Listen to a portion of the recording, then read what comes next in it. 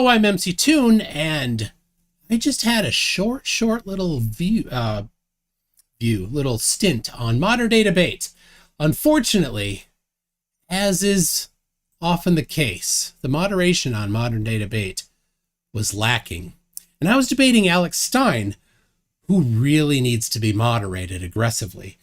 He made a whole bunch of shotgun claims and provided no evidence. I provided evidence. He didn't look at it. He didn't understand it. And then he just went around and around. He would never let me actually finish a sentence. I got very upset at the moderation. Amy was the moderator today, not James. I think James maybe does a little better. I specifically called out Amy to say, hey, I can't even finish a sentence. She said, well, we're sending out hearts. Sending out hearts. That doesn't moderate. That doesn't stop a combative interlocutor from interrupting. So I said, Amy, if you can't control it, I'm leaving. So I left. Anyway, I did take notes. And here's what I'm going to do. I'm going to respond to Alex Stein's BS without being interrupted. So Alex Stein, if you care about the truth, which I know you don't, because you call yourself a truther, Badger's Law, you don't care about truth. You won't care. So anyway, he talked about that we can't recreate the tech that we used to go to the moon. Well, if we wanted to, we really could, I suppose. But it's old news. I don't know if you would want to go to the moon in tech that's 50 years old. Maybe you'd want to use something newer.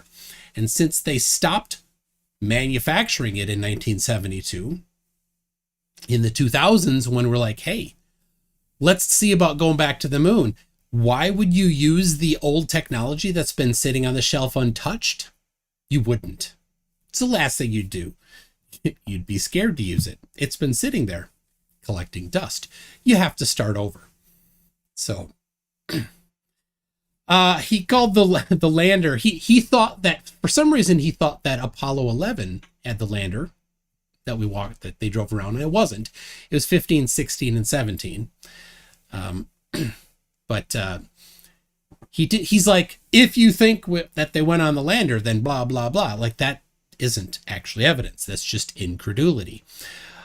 He talked a lot about Werner von Braun, which is a person who was in Germany during World War II. But somehow, whether or not he did some bad things in the past, somehow affects whether or not we actually did go to the moon? No, that's not the case. That's not logical. That's called a non sequitur, Alex.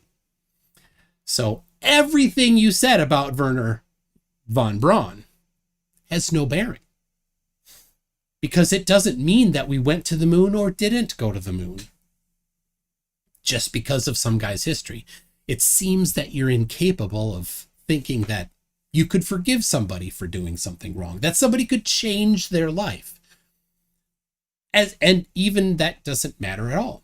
So if he was a horrible person, we still could have gone to the moon. It doesn't prove or disprove anything. He talked about the telemetry data. He talked about that a lot. He thought that was super, super important. I don't think Alex even knows what telemetry data is. And I don't think that he actually knows that only the Apollo 11 telemetry data was overwritten. So there's Apollo 12 and 13. Still have that. 14, 15, 16, and 17 telemetry data. So if one set of telemetry data is missing and the other 6 are not, what does that mean? It means nothing. In fact, it's pretty good evidence that we went. So he talked about the temperature of the space suits, provided no actual analysis of the materials used in the spacesuits, but said somehow, with complete lack of evidence, without any analysis of it, that it would not be possible. How could you make such a claim? Well, I guess if you're an ignorant person like Alex Stein is, you could make such a claim, but an intelligent person would say, present the evidence, which of course he did not do. He talked about the press conference after Apollo 11. And let's see, I do have a little video of the press conference. Let me grab that because he said, this is super common. They say that the press conference somehow was they were sad in the press conference. It's an hour and a half press conference, and all they ever look at is a still picture of it. So let me get this up here. And I do see a couple super chats. Let's see. John Rapp says, good on you, mate. Modern day debate lost me. Absolutely pathetic. Absolutely. I'm not certain if I'm going to bother again. I mean, I like James. I know him pretty well. I have some real life friends that know him, so we have some real connections, but the moderation was extremely disrespectful, Amy, to let him steamroll over me. I spent a lot of time preparing for this, and you just crapped on me, Amy. Not cool at all. All right, here comes. Wrong window there. What's this? There it is. Okay. Apollo 11 press conference.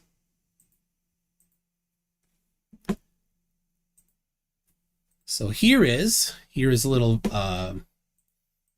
video of the Apollo 11 press conference. I'll turn it down. It doesn't matter a whole lot. So they're talking about a bunch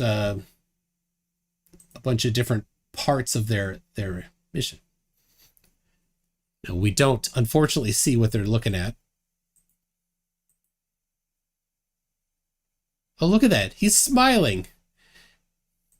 So that's the thing. They're not sad in this press conference. They're just giving an hour and a half press conference. Kind of normal stuff. They laugh in it. They talk about it. It's all on my website, mctoon.net/moon. There you go. So you can watch the whole thing and see what was just, I don't know what it is. Does he think that because somebody's emotions during a press conference somehow proves that something's fake? What kind of an imbecile logic is that? That's incredibly stupid.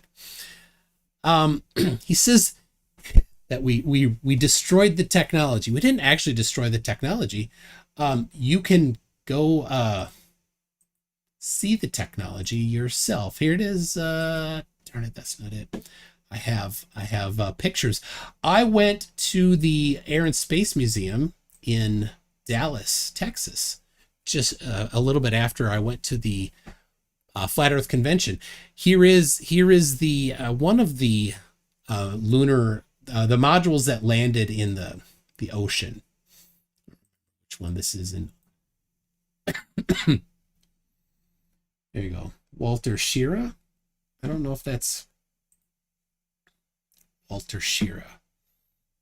That doesn't sound like I don't think he went. I don't know what that particular one is. So Stringer News 1, any channel that disrespects viewers and guests is a channel I'm not interested in. Good on you, MC Toon, for walking out on that refusal to debate. Well, thank you, Stringer News 1. Yeah, I don't want to. I really didn't want to leave, but I think I need to. You have to put your foot in the sand, draw a line in the sand, and say, look, if you're gonna allow people to disrespect that aggressively, I can't abide by that, James. Right? That's not acceptable in any way. Astronomy Live, the conference was also weeks later after quarantine. Yes, it was. So I don't know why that would make why you would think that somebody's emotions at a press conference proves or disproves anything. It's also a non sequitur. David says, you expect people to believe that Neil Armstrong went to the moon?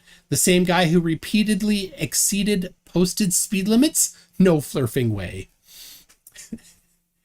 Yes. Was that a problem? I don't know. I didn't know if he had a problem with speeding or not. So, well, here's the question, M2M. You had the right to quit the debate, but I don't think you should have quit. Alex will not shut up, but I can't really blame you. Well, what can I do if I'm in a debate and not allowed to speak? What do you do? Why was I there if I wasn't allowed to speak? Every time I tried to talk, he'd just jump right in again. What's the point of being there? There is no point of being there if I'm not allowed to speak. You're not there for my pretty face. Right? Richard Walker says, you missed Alex saying with utter confidence that Capricorn 1 was directed by Stanley Kubrick. On another note, you can't debate with a child. I don't know. I don't actually know who directed Capricorn 1, so I take it from that statement that Kubrick did not do it. Rubik's Cube Earth. Modern day debate needs to get their act together. Being a neutral platform does not mean you allow one interlocutor to run rampshod over the conversation. Absolutely. Gus Grissom hanging a lemon was Alex's best evidence of a moon hoax. Absolutely. Gus Grissom did not have faith in the Apollo missions. There's some questions about that. Yep. But that again is not evidence that they did not go. He questioned the engineering. He questioned the safety. Well, with good reason, there was a problem with safety with Apollo 1. He claimed that it was intentional with no evidence. Again, Andrea Huddle, actually your face is rather nice looking. Thank you, but I don't think that Modern Day Debates has me on as a male model. Don Pettit quote below, says Jose. I'd go to the moon in a nanosecond. The problem is that we don't have the technology to do that anymore. And he did have that. And right there, Don Pettit, this was Alex's evidence, Don Pettit saying we did have the technology. We used to, Don Pettit continues, but we destroyed that technology and it's a painful process to build it back again. We didn't actually destroy the technology. There it is right there. A photograph I took with my own camera. This very same phone I took that picture with. It's still there. It's not been destroyed, actually. Now, do we have the capability to just ramp up and produce another Apollo 18? We don't. None of that production capability is around anymore. So, all right, let's see what we've got here. Aw, Travis thinks that I'm the worst debater ever. Well, how would you know? I wasn't allowed to debate on Modern Day Debate tonight. I was only interrupted. So, yes, the real Apollo 5 or Saturn 5 is in a museum. So, Don Willis, let's see. I will not be going back to Modern Day Debate unless there's a moderator there that will stop me from getting talked over. But since there isn't a moderator there to stop me from getting talked over, why would I go back? I would just get interrupted again. There's no point. So, feel free, anybody, tell you what, we don't need these. I'll do it later. Anybody coming in trying to say that I need to go back, ban them. I'll unban them later. Got it? Unless they say Alex was a dick and Amy was a horrible moderator, then they can stay. They can, right? But so, all right, let's see. I got to get back to, he talked about the space rock from the Netherlands. And being that Alex Stein is a flat earther, that means that Alex Stein is a liar. An absolute liar. He loves lies. Flat earthers lie. That's what they do. So here is on mc2.net/FE lies, the moon rocks and petrified wood. Now, here's what happened. And Alex didn't do his own research on this. Prime Minister, the former Prime Minister of the Netherlands, William Dries, received something in October of 1969, so he says. Now, at the time, he was no longer the Prime Minister. It had been more than 10 years since he was. In October of 1969, Apollo wasn't giving out moon rocks. He no longer was the Prime Minister. When Apollo did give out the moon rocks, they gave them to current people in the government. Apollo never claimed, NASA never claimed that they gave that moon rock to the Netherlands. So why would you use that as evidence? Because NASA never claimed that it was a moon rock. Only a prime minister who was 10 years out of office when he got something. Interesting, his grandson said that his grandfather was mostly deaf and blind at the time. Could have misunderstood something. Don't know. It's a definite question. Now, if you want to question whether or not the moon rocks are real, you can go look at them. You can, in fact, request samples of moon rocks right here on my website right here. NASA has a website for lunar samples. They send out about 400 samples a year. So, flat earthers, moon landing deniers, if you're interested in the truth, which I say sarcastically because I know you're not, if you were interested in the truth, you could find yourself a scientist, a geologist somewhere and say, hey, let's get some samples of the moon rocks. Let's process them and see if they look like petrified wood or if they look like we would expect from the moon. No, they won't do that because that might actually challenge their belief. So, all right, let me get to this. Bill McGuire says, we just watched a pigeon crap on the chessboard and spent an hour loudly bragging about his brilliance. Yes, Alex did that. Mikey Riot, Alex is a dick. Well, what were we all expecting, really? We were expecting him to be a dick, absolutely. I was expecting moderation, though. So, Harold for $5 says, Alex is just awful and super annoying to boot. I told Mallory not to vote against you, but she wouldn't listen to reason. Vote Mr. P. Amy is in chat. Oh, well, Amy, you can come on here. I'll let you talk. Send me an email. I'll send you a Zoom link. But you screwed up, Amy. You screwed up.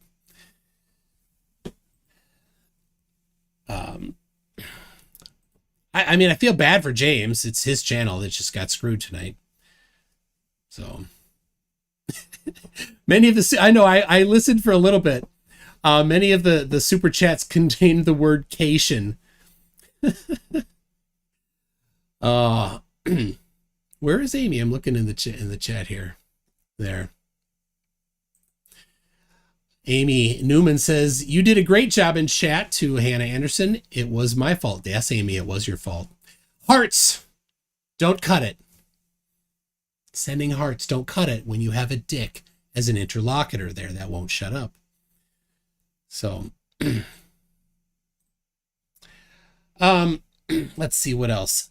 Michael Collins photograph fake. Now that's an interesting one. When Alex debated somebody else back in January on this very same topic, the person that he debated, Ryan something, claimed and agreed that the Michael Collins photograph was faked. That somehow NASA intentionally faked a picture of Michael Collins in space. That's not true at all. Again, Alex Stein is a liar because he's a flat earther. He's a liar. I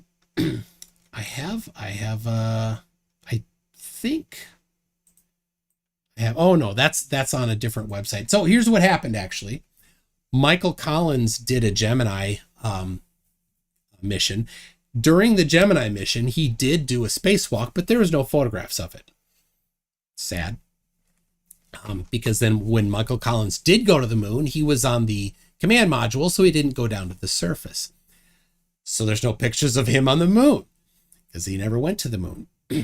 So there is a photograph of Michael Collins training. Now, NASA never claimed, never once did NASA claim that that photo was him actually in space. Never did that. What happened was some NASA, some moon landing deniers took that photo, edited the photo, and put it in a book. There's stuff in the background, including people in the background because he was doing training. They edited out the training, not the training, the background. The moon landing deniers did, right?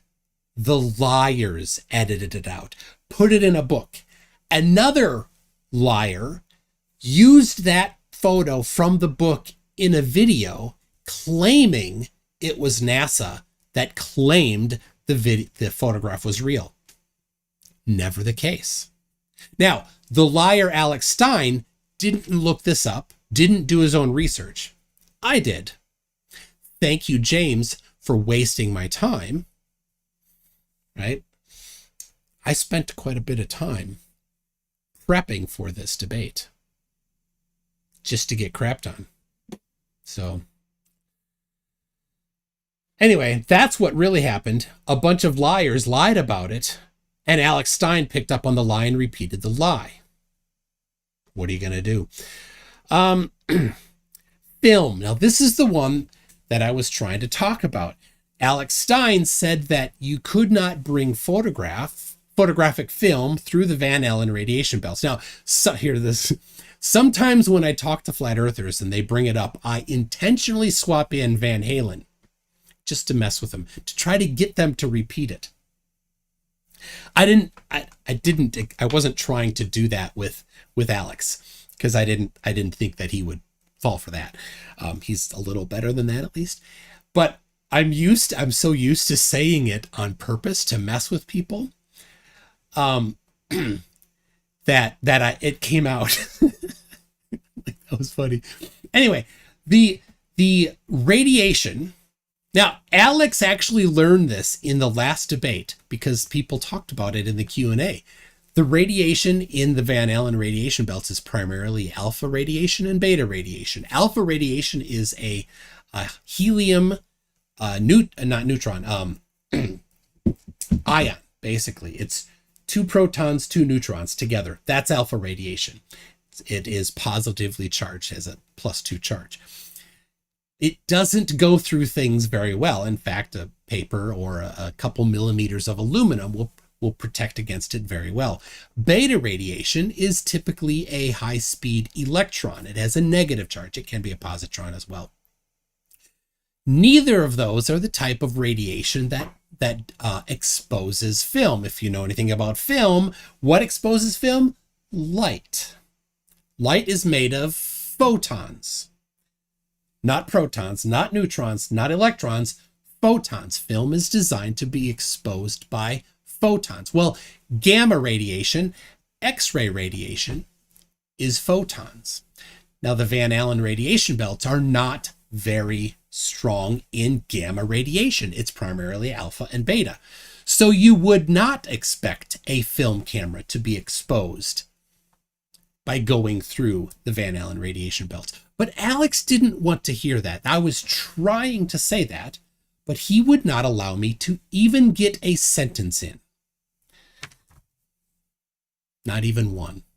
And that's what I was going to talk about. That's my last point there. So, I got a couple Cation here. Cation references. Let's see.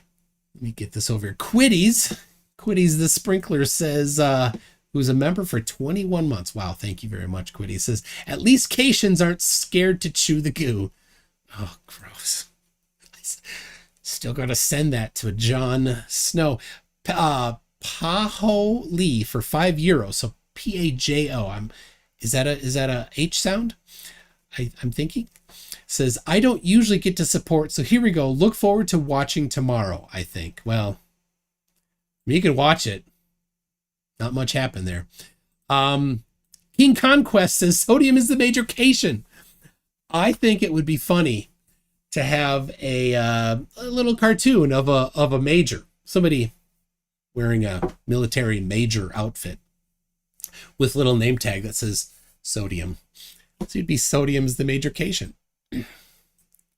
Stringer News 1, note to self, if you don't care any about debate, don't start a channel called Modern Day Debate.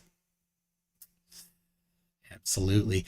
Stringer News 1 says radication. Let's see. Astronomy Live for $10 says, I think the Collins training photo is in his book, Carrying the Fire. It is.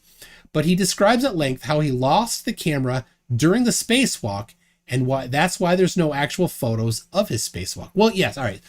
I read about that. Collins had a camera in his hand during his own spacewalk. Now, he wouldn't have been taking selfies during the spacewalk. He would have been taking pictures of other things. But I think he was the only one outside at the time. Apparently later he did go out, or somebody went out during that same mission to just throw out the garbage, which is probably a bag of poo. So they stuck their head out, they threw it out, and then closed the hatch again. So that's, you may call it a spacewalk technically, but it isn't actually. So yeah, so he did lose the camera then. He let it go accidentally. That reminds me, I'll get back to a second of a story that Charlie Duke said. Kit McGuire says, does that mean the Van Allen belts that helium is the major cation? It does. Helium is the major cat ion. I suppose it's a positively charged ion. There you go. Helium is the major cation. Pronounced Pajo. I'm Irish, just my nickname. All right. Well, thank you very much, Pajo Lee. Pajo is not of any Hispanic descent. He's Irish. So, all right. So when I did see Charlie Duke, I happened to know the guy that was organizing the whole event. Friend of mine from a couple years prior, and Charlie Duke's coming, and I'm like, can I meet him somehow other than just like going and sitting in the audience? He's like, let me see what I can do. A couple days before, he's like, look, we're having lunch on, I think it was Sunday. You can bring the family, and lunch is provided. Everything is just pizza, and Charlie and his wife are going to be there, and they're going to talk, and people can ask questions. So we went. It was pretty cool sitting in a small room around a handful of tables, having some Domino's pizza during just listening to him talk. It was really, really cool. I was so excited that I was able to do that. It's all about who you know. So I knew the guy organizing it. And And so I got to meet him. So during that time, he told this story that, all right, so they go down to the moon and then they come back, they merge back with the module, the command module. And John Young, let's see who he was with. John Young on the moon. And let's see, the Thomas Mattingly was the command module pilot. So they open up the hatch between the two modules, and Thomas Mattingly looks at them. They had gone out onto the surface of the moon twice, and they brought dust with them. They were just dusty as can be. And he talked about, you could taste it. Like, it gets everywhere. It's in your mouth. And so Thomas Mattingly opens the hatch, looks at them and says, "You're not coming in here," and shuts the hatch again. Right? And then they're like, "What's going on?" Then Thomas opens up the hatch again and sends him he called it a dust buster. I don't know if it was an actual just dust buster or if it's like a special lunar mission dust buster. But he sends it down in there, shuts the hatch again, and then they kind of clean up themselves. They open it again, and then they went into the command module. That was fun. The more interesting thing, I don't know if it was Tom or John, but one of them had taken off his wedding ring while they were on the way to the moon and lost it in the command module. Couldn't find it. And one of them, I think it was Tom, had to go outside to do something, to maybe throw out garbage, or it was one of the last times they were going to go out. So he was out, just outside, and Charlie saw the wedding ring. It had, wherever it was, had come dislodged, and it was headed right for the door. Right? It was going to go out. If Charlie didn't do something, it was going to go out the door. So he reached, and he's got his spacesuit on, because you open the hatch, you all have to have the spacesuit on. So he was able to grab it with his glove and hold on to his friend's wedding ring. And they closed it up, and he gave it back, and it was a big win because you don't want to lose your wedding ring, people. You definitely don't want to lose the wedding ring. Wow, Stein has been enjoying free reign to attack MC Toon, and of course Amy takes no responsibility. Yeah, I'm surprised that they're still going. I'm gonna send an email right now to Amy. Let's see.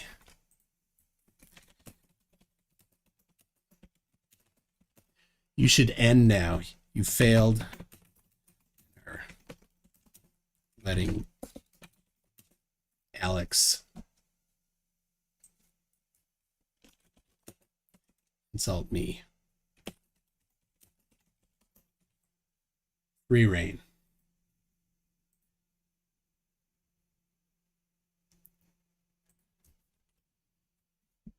Unfettered.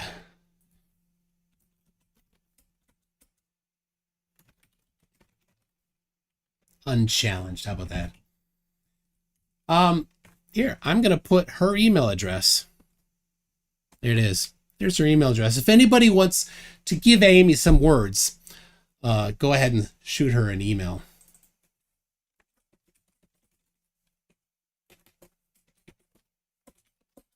Extremely disrespectful.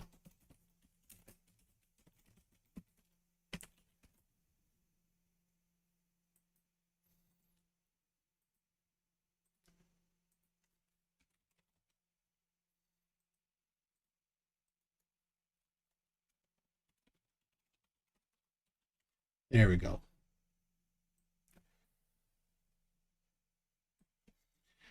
All right.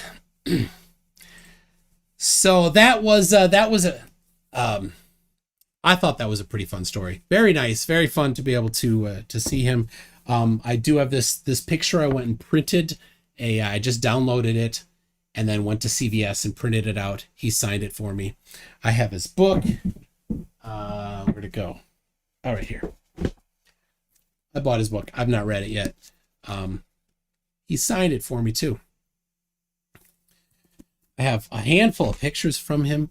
I also have his email address, so I've sent him an email asking maybe I can interview him. So let's see if I'm missing anything here. The Logical Hillbilly says the majorcation Alex is lacking in education. Absolutely. Alex is incredibly dumb. Incredibly dumb. To think that this list of nothing somehow is evidence. And that's the thing where you know that somebody does not care about the truth. When you care about the truth, when somebody makes a claim, the very next thing should be the evidence supporting that claim. If they don't support it with evidence, then anybody that cares about the truth can only conclude at the very most that the claim has no supporting evidence and you can make no decisions about it. That's the best conclusion you could make. However, if there is a claim made, no supporting evidence provided, and a large amount of contradictory evidence, then that's not just a claim. That's a lie. Self-claimed truthers are actually just liars. That's what they are. Right? So Alex Stein is a liar. This is his collection of lies that he's told tonight, because none of these had evidence. None of it. And there's contradictory evidence that he just didn't look at and ignored. So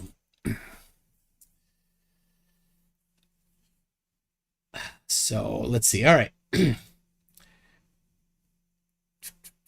Mark Beiser for 333 says, I am the very model of a modern majorcation. Yes.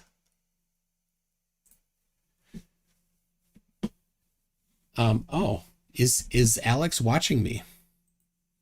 Hold on a second. That would be very weird. Alex, if you're watching me, I will copyright strike. You don't have my permission. So you know.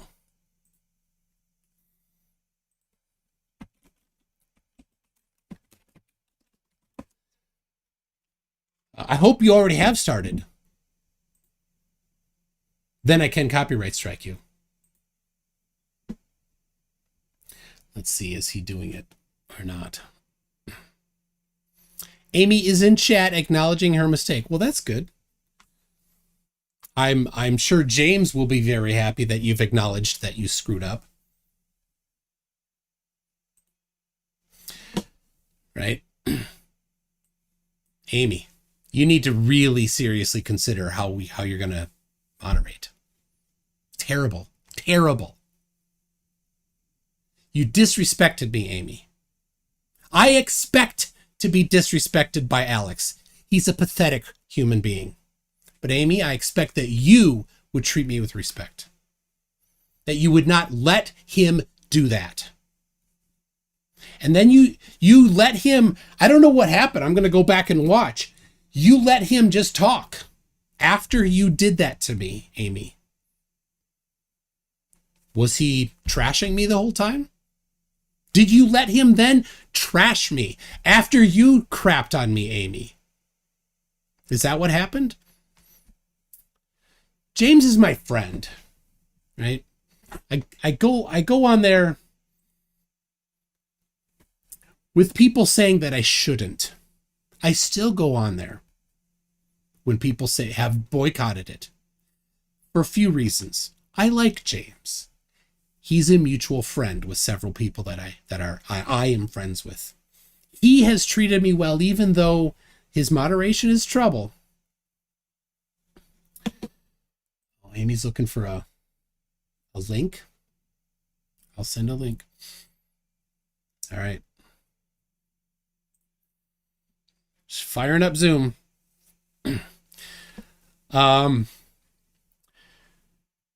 Let me read a few of these here after I get this going.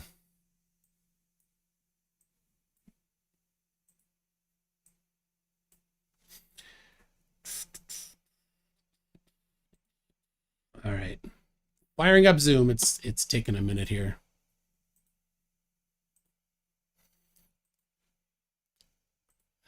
All right.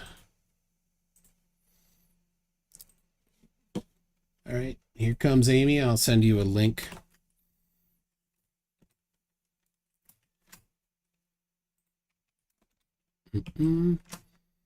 I use, so you know, I use something called PasteBot. I love it. You can have a bunch of things in your paste buffer and you can pick them. So there you go. Link sent to Amy.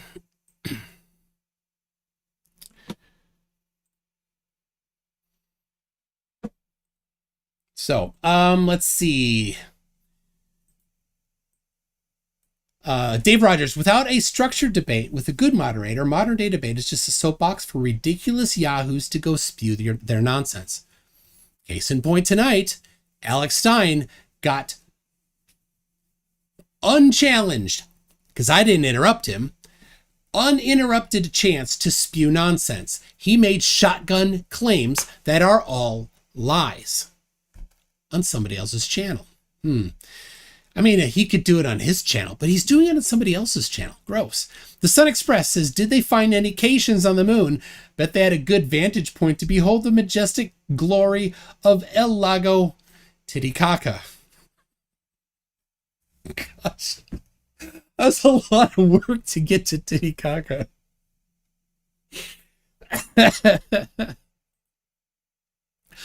Oh my gosh. And as expected, Alex Stein's army of dicks are in here with lots of insults. Good job, people. You're a bunch of pathetic losers. You think that the earth is flat. It's entertainment for intelligent people to think about that you might actually have a way to talk about it, but nah. It's ridiculous. So, all right, looks like Amy is... Just a second, Amy. They can't hear you yet. Let me get it.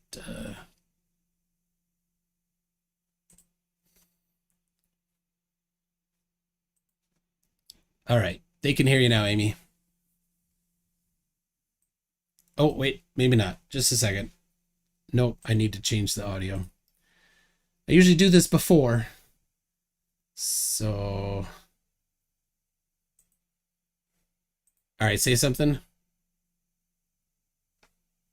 Not yet. All right, hold on. I changed my audio around today. So.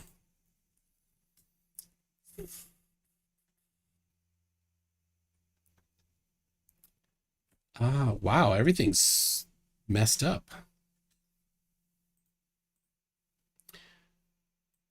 Wow, very messed up. Okay, there we go. There we go. Now they can hear you. Woohoo! Are you using OBS? Yes, I am using OBS. Yeah, all that scene fun. Yep.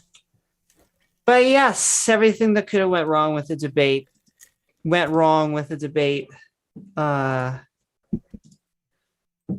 That was I should have done a better job wrangling.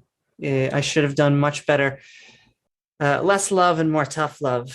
And so I apologize for that. I should have been able to put people in their corners. I want everybody to say their mind. I really do try to bring this with a mindset that I want everyone to say their mindset. And so I feel bad that I failed in that job of just of you, of the subscribers, and of the listeners. Well, thank you for owning that. I was particularly disturbed when you said you were sending hearts, because that doesn't solve any problems.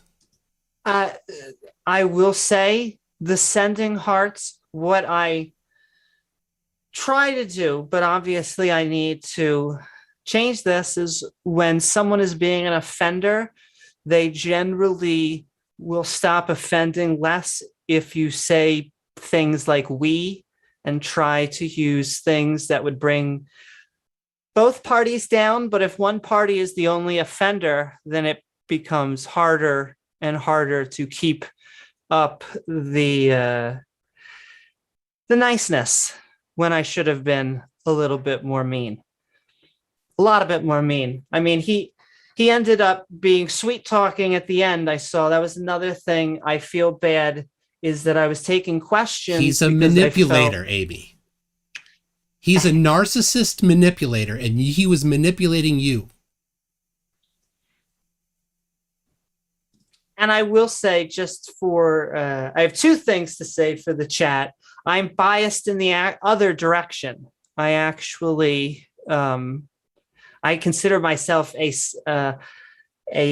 scientific skeptic, which means I believe the earth is round. I had to take this down when I was debating. I normally hang up there, so I try to be even. But that being said, I also want to send hearts out to Hannah specifically, because when I think I made a text message earlier, I also didn't want it to seem that there was someone being crazy in chat, and I shouldn't, they were handling it, and I shouldn't have even put my eyeballs. And so what I'm sorry is that I just didn't even let them handle it. So thank you, Hannah, and basically all the MDD mods, because you were awesome and doing your freaking best. Your amazing job.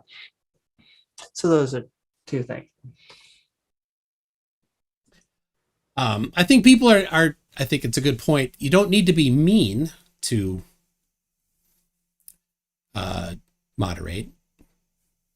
You know, you can do it by being assertive, being aware, right?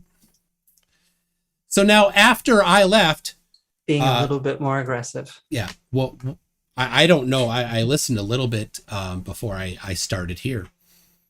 Did he just have a chance to just go and trash talk me? Well, what was happening was he was answering the questions and sliding into trash talk. So that is the super trying to keep him focused. So there's what, an hour of him trash talking on James's channel. Cool. Well, thanks. That was James the will really appreciate that, won't he? That was the dilemma, because if I had just shut it off, then the super chatters would have also said I gave all this. You're not even going to give me my chance, and all this. So it's walking a hard line. I don't know. I wish it would have went differently. And all I can say is that going forward is that, you know, you want everybody to like each other, but this is a little bit of intellectual wrestling. And so there needs to be a ref calling people to the sides, or you're not going to get any good conversation anyway. Yep. Where'd it go? I have my own moderation to do here. So let's see. There we go. So a bunch of Alex Stein's jerks have showed up here, of course, to lay out the insults thick, which is, of course, what you get from flat earthers. So thanks, flat earthers. You're worthless. Let's see. Magellan says, honorable Amy, well done. Holy Small says, Amy, just because you're strong doesn't make you a... And then a naughty word. You can be assertive without being mean. True. Yeah.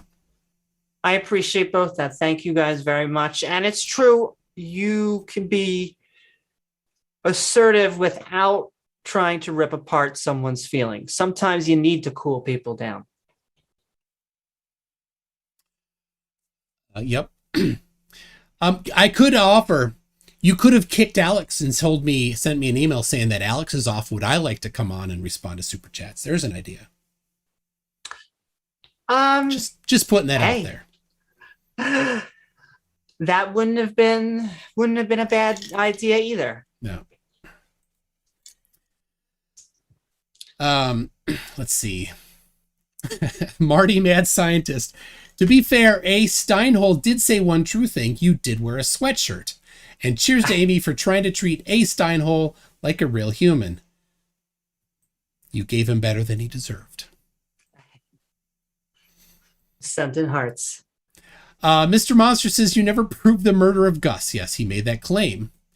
He never proved lasers reflected off the moon before moon landings. Did he? I don't know if he talked about that. I wasn't going to bring that one up.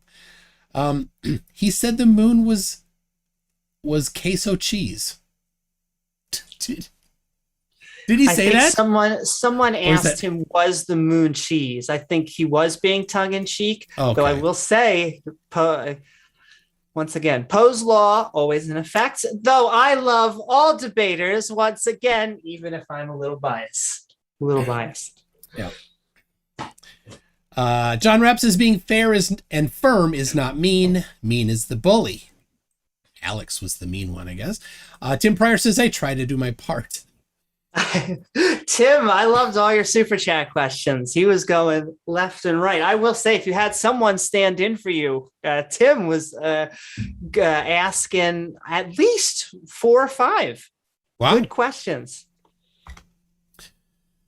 I'm sure James will be happy.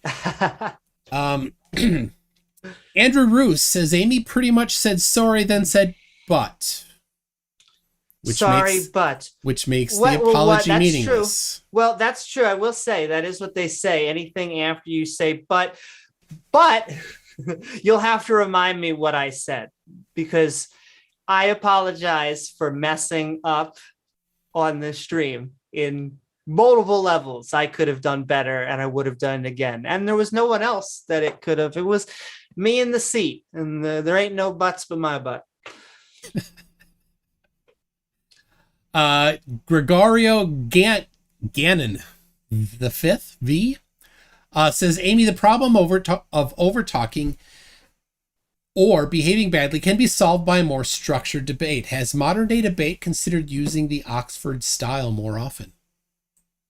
Sure, they kind of fluctuated with debate structure. Some people are more picky than others. If you want to have I've seen bigger name debaters really have the opening statement and then the rebuttal phase and then the open conversation phase. So you kind of have like an in-between back and forth where you have questioning. They sometimes do that, but then I think the more lay debaters, they just like getting into the grease.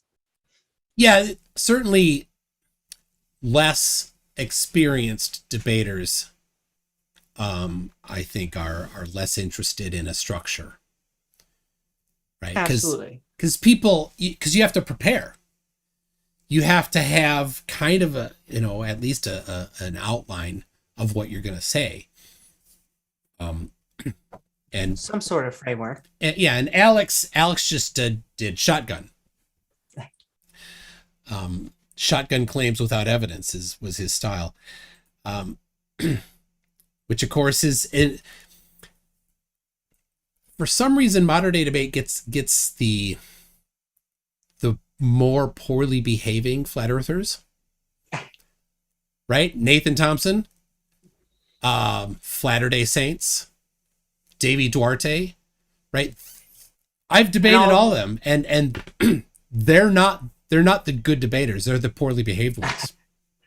Well, yeah, I hate to say it, the spicy debaters aren't always, sometimes you don't want to always exchange your ideas. You just want to get eyeballs. And so everyone has their own debate format. Some people don't like when I debate because I tend to be more Socratic method. And it doesn't feel, once again, my theme, very aggressive, even though in my opinion, I feel like they come away saying very silly things. even if it doesn't sound like I was super aggressive to them, I get them to hang them with their own metaphorical rope. Oh, I love doing that. I do love doing that. Tim Pryor says, we forgive you, Amy. Well, thank you so very much. And even with forgiveness, I will use this to learn and go get better. Let's see here.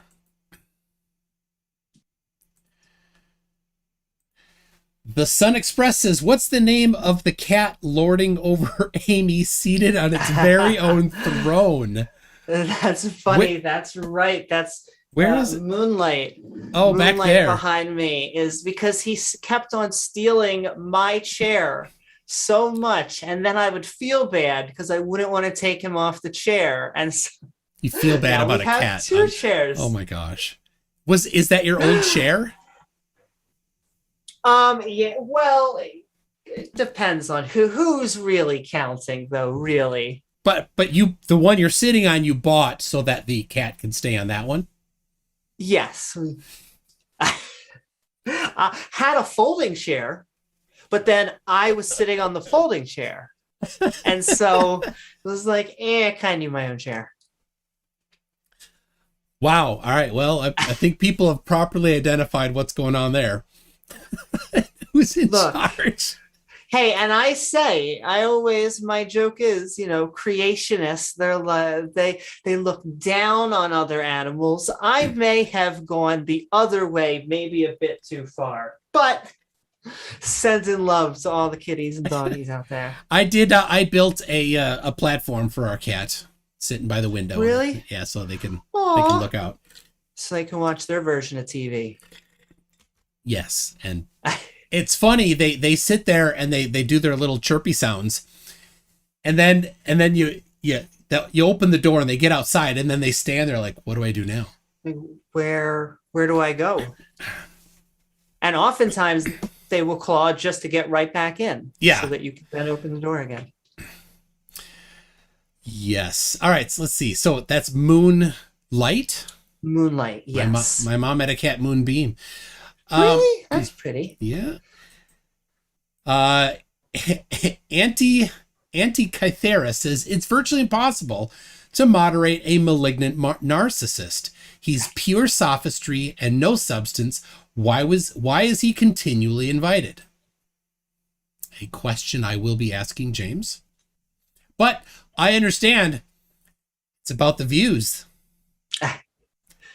The dumpster fire brings the views. And when you have, we'll just say controversial outlooks, that tends to be, like you were saying, it's the spicier debates, because two people, as much as we love two people agreeing with each other, I guess it is modern day debate. Yeah, Michael Watch. He literally opened the stream with, he is a professional troll. Yep. Free Life Tass says, Alex is a worse debater than all the flirfs. At least they sometimes think they have evidence. He has nothing but an inflated ego. Overinflated ego. The ego was, yeah. I think of the narcissists that I've debated, if he's not in the top 5, he's the top 1. Tim Pryor, it was a bummer you clocked out. I had shots and drinks going on already. Yeah, no kidding. Daryl Frost says people would appreciate reasoned intellectual discourse. Yep. And Charlie Welch says Alex and Jake, exact same act. So there's Jake the Donkey Anus is who he's talking about. Ooh. Is that another flat earther? Yes. He just acts. He is intentionally disgusting and rude. That's his thing. And I did a joking response to him where I said that that he lives in his mom's basement under her trailer, which was satire. And every single video he ever does is laced with insults. That is his thing, is insulting people. And he came back and did a response video crying that I insulted him. Well, I will say that, especially, we'll just say the insult comics I have found have not been very good at taking it themselves. No. I have, and I've debated with only one flat earther myself, which was Flat Earther Aussie, Iron Aussie, I think now he goes by. But yeah, it was an interesting experience. Yeah, the Nazi. Is he? Yep. Really? Yeah, on my website, mctoon.net/FEAJ. He used to call himself Flat Earth Aussie Jesus. I have Flat Earth Aussie Jesus. That's what he named when he debated me. I have some conversations and screenshots of things that he said. So yeah, he talks. I can imagine. Yep. Has Modern Day Debate tried to get Oakley versus MC Toon or FTFE? I've specifically challenged Oakley to go on Modern Day Debate and specifically use Oxford rules. Do you know what Oxford rules are? I've never done an Oxford debate, but I was going to ask, what is the format for Oxford? So it's that there is no open debate. It's the kind where there's an auditorium of people and there's a podium. People go up to the podium and talk, and then the other person goes up to the podium and talks. The questions are from the audience strictly. So in an online version, you would, rather than doing like a Q&A afterwards, the Q&A would be part of the actual interchange. Got you. I think I've seen a good amount of Christopher Hitchens debates like that. Yes. Yep. Yeah, that's typically Oxford. There's channels dedicated to that. There's websites dedicated to that. But no, I don't think JDT Turbo. I don't think James has tried to get Oakley. I don't think James has to work too hard to try to find people, but I don't. Oakley, everybody knows Oakley won't go anywhere that he isn't in control of the mute button. Well, that's my pet peeve. Not to get into pet peeves of a different sort. That's my pet peeve of presuppositionalist apologetics. To get into my personal, they like the mute button, but like who for. Oh, I mean, if I just have to name random people, it reminds me of something like a Darth Dawkins type of individual where you can't really, it's very hard to get any Socratic method in if they won't answer any of your questions. Oh, yeah. Flat Earthers don't answer questions. Oh, no, they can't. They cannot answer questions. Mikey Riot says, dumpster fires are so 2018. I leave when they go that way now. They're so tedious. That's why I enjoy MC Toon's debates. I certainly have had a few, but yeah, I try to keep them. I try to avoid that. And like you do, Amy, I try to give them rope. I try to get that.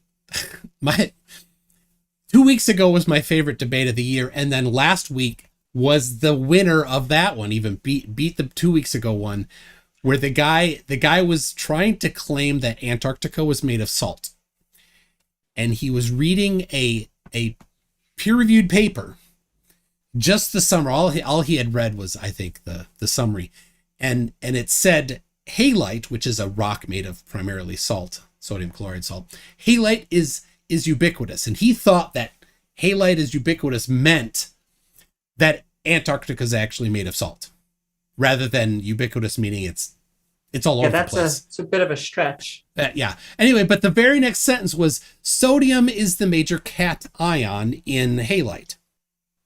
Right? Cation, it's a chemistry term. Well, he read cation, And I know that your super chats said cation a whole bunch. That's where it came from. So Gotcha. he read sodium is the major cation. And so I had him repeat that sentence 3 times. And he said, cation. And I said, what's cation? He said, well, it's the thing. It's the thing you're measuring. It's the classification. He didn't know. He just kept making up stuff. I gave him enough rope. Right? It didn't need to be a dumpster fire. Yeah, because generally speaking, it becomes clear when people don't have expertise in a field within about 5 minutes. He claimed to be a mechanical engineer. Well, A mechanical engineer goes through at least a year of chemistry class during university. Mm-hmm. And when I told him it's pronounced cation, he didn't even know what that meant. I can understand if you haven't taken your chemistry class for a while. I mean, a mechanical engineer probably doesn't do a ton of chemistry necessarily. But once you remind somebody, I forgot. No, he didn't forget. He never knew. Maybe he skipped that class. Yep.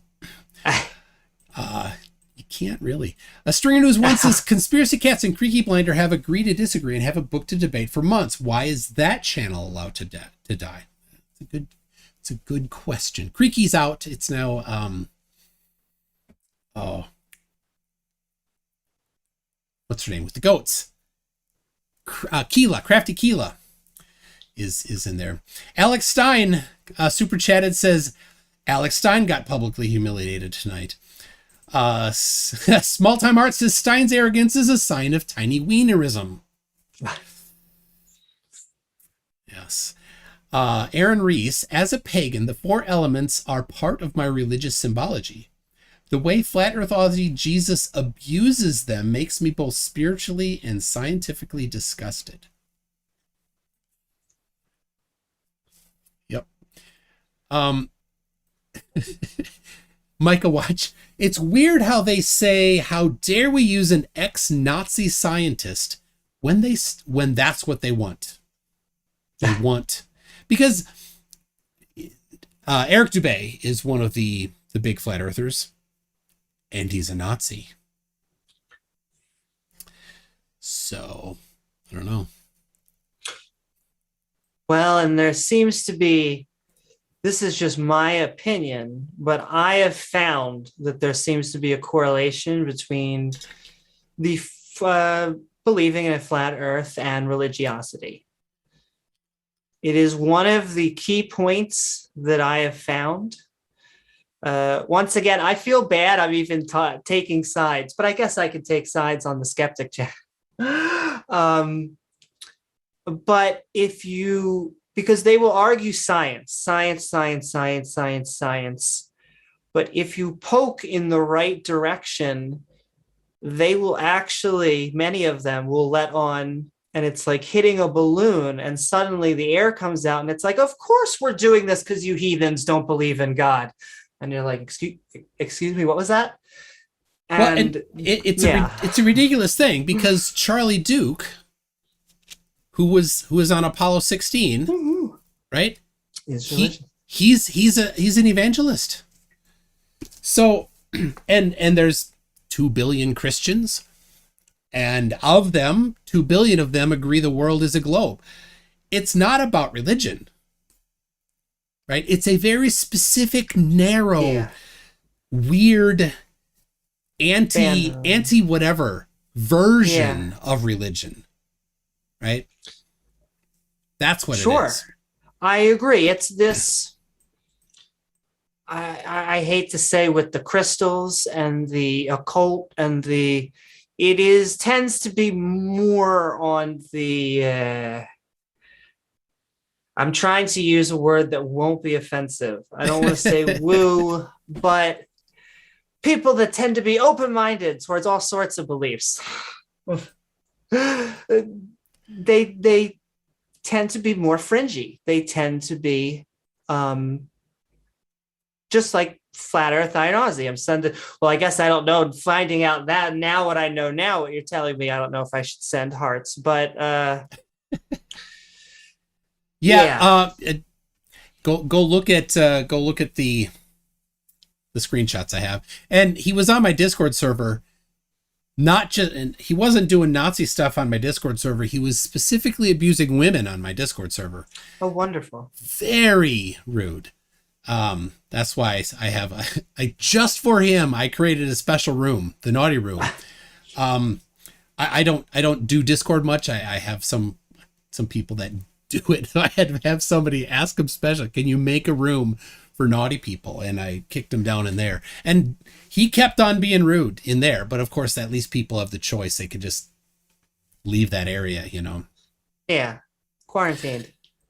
Basically. Yeah. Rubik's Cube Earth says, Alex Stein, you can't win a debate by over talking and gish galloping the Flurf's greatest hits. I tell you to pull up your big boy pants, but you weren't wearing any. Yeah, that's a great point. Alex thinks that somehow he humiliated me. What he did is he showed that he's a narcissist, that he has a mental problem. That's what Alex showed, because you don't win a debate by constantly interrupting. You win a debate by presenting evidence, which is exactly what he did not do. Flower of the Land. Oh, hey, Flower. People don't need to be rude to win a debate. It's called using your knowledge or using their own words against them. Unless it's Mallory, you laugh. Flower and Mallory had a debate a couple weeks ago. It was pretty fun. Ooh. Was it a good debate? It was. Well, Mallory is for entertainment only. She's a flat earther, but Mallory actually had a Wikipedia page that was in a sandbox, right? So anybody can write whatever they want in a sandbox. It's not an official page. It's where you prep a page and then you make it live later. Well, it was just sitting in the sandbox, and she cited Wikipedia, but it was actually just the sandbox page with a whole bunch of her claims. Wonderful. Right? It's all comedy, right? She's not. Maybe she actually is actually a flat earther, but she is a comedy genius. Because it was so funny. We were laughing so hard at the things that were on that page, and Wikipedia automatically will hide things that flag. So it got flagged and it got hidden, but we got screenshots. So that's like when a creationist links to like www.thisisverymuchscience.com and then sends that over. Yeah, a questionable source. Don't mind me as I get air, my lordy.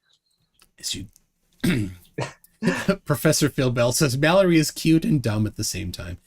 And apparently, somebody says, Professor Phil Bell, you deserve the Globe Earth Medal. Oh my gosh. The Globe Earth Medal of Courage for mixing it up with those 24/7 idiots.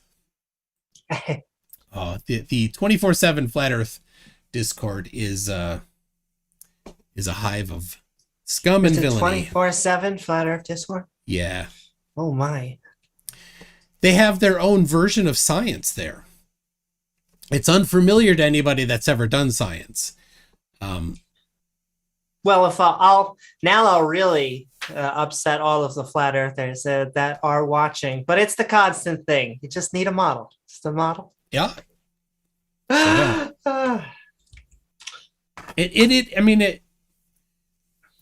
The debate is simple. If you don't have a map and there is international navigation, then you're done, right? You didn't even show up to the race. 500 years ago, when there wasn't international navigation that happened every stinking day, then you could maybe get by. But since people fly all over the earth and people ship stuff all over the earth and navigation happens and all navigation uses a globe, you can't say, well, I don't need a map. There's already a map we're using. You need to present a better map. Yeah, you can't just, generally speaking, you can't just deny something, or you can deny something, but you're supposed to then put something forward. Yeah, the alternative. The Yeah. alternative. But they like to say, they'll say, well, falsification is independent of replacement. Right? So they'll say the earth is flat. I don't need to prove that it's flat. I just need to disprove the globe. And then somehow the default that it's flat gets replaced in, but I don't need to do it. Or just saying, I'm not a flat earther. I'm just skeptic of the world being round. And so then you don't. But all of those are. It's a cop out. Seemingly cop outs because they are flat earthers. I'd be very. I'm open minded towards the square model, or the cube model, or whatever someone else wants to put forward. But tomorrow on Modern Day Debate is Howard. George Howard Stirrup, whatever, who used to say that he was a flat earther, but now says that he's a globe skeptic. But without knowing what the word skeptic means, right? A skeptic, when presented with evidence, will accept that evidence. A denialist, when presented with evidence, will deny. He's a denialist at best. At best, but there are videos of him wearing a shirt that says the earth is flat. So he's a flat earther. And the other thing that I don't understand, not even on a scientific level, just on a political, a social, economic level, that in a world, what they are proposing is that world peace actually has occurred. All of the governments, everybody, North Korea, everybody has actually working together to assure that we think the world is round. That's very true. They have already achieved world peace. They're all working together. These wars, they're just faking it. Wow. It goes right to the moon landing stuff, right? America and Russia, definitely enemies in the 60s, yet we faked it, they say, and Russia just gave us a pass. No. They were just like, you have that one. We'll give you that one. We'll keep this in our back pocket for later. Yeah. When was Russia going to cash that in? They're still waiting, apparently, even after they're in the ground. We're still waiting. It's like the second coming of Jesus. It always goes back to me and religion. Oh, this is a good one. JDT Turbo says flat earthers are not Christians. They prey on ignorant people that happen to be Christians and use the ignorance as a weapon. Cult leaders do the same. And so if I will say it is, I do want to paint with as small a brush as possible, because the theist and even the creationist, someone like Kent Hovind will be like, don't put me with them. And so it is. It does seem to be this like fringy, religious, out there, like flat earth Aussie Jesus didn't seem like a evangelical Christian to me, but I did end up asking him the question. And, one of the answers tends to be that it's being held up. It's being held up by a divinely, once you try and work to the logistics of how we're floating, the God hands. But yes, not all Christians, not even 95, 96, blah, blah, blah, blah, blah. I've debated, a lot of them say they're Christians. And a few people have started asking lately during the debates, ask them if they go to church on a regular basis. So I have, and generally they don't. In fact, I've never had anyone say that they do go to church on a regular basis. They're not, they're like, well, oh, that's all fake religion. Oh, I see. You're the one religious person that actually knows the real truth. Do you have a note from God that says that he agrees with you? That's right. They talked with them one-on-one. But no, they tend to be mavericks. They tend to be loners, because the entire spiel is do you trust anything? Are you going to trust any data that's given to you? Someone else handed you that data. How could you trust them? And so it would be unconventional for them to go to an institution because they're kind of the anti type of that thing. Yeah. Well, and the psychology, I'm not a psychologist, but I do pay attention to this because I've seen the pattern. They tend to be the outcasts. They tend to be the outcasts, even in religion, who tends to embrace the outcasts. And then they found the thing that finally accepted them, right? They found their purpose, their calling. And that's why they're in it so strongly. Not some can get out, right? But the ones that have gotten out tend to be the non-religious kind. Jose J.G. Gonzalez was in chat a little bit ago. He used to be a flat earther. He isn't anymore. He wasn't, he's not it wasn't about religion for him. Ranty, same thing. Seek truth, speak truth, same thing. It's just this weird, like they're not leaving, are they? And I look at, you look at the successful missions that have gone now. There's 3 commercial companies selling seats to go to space.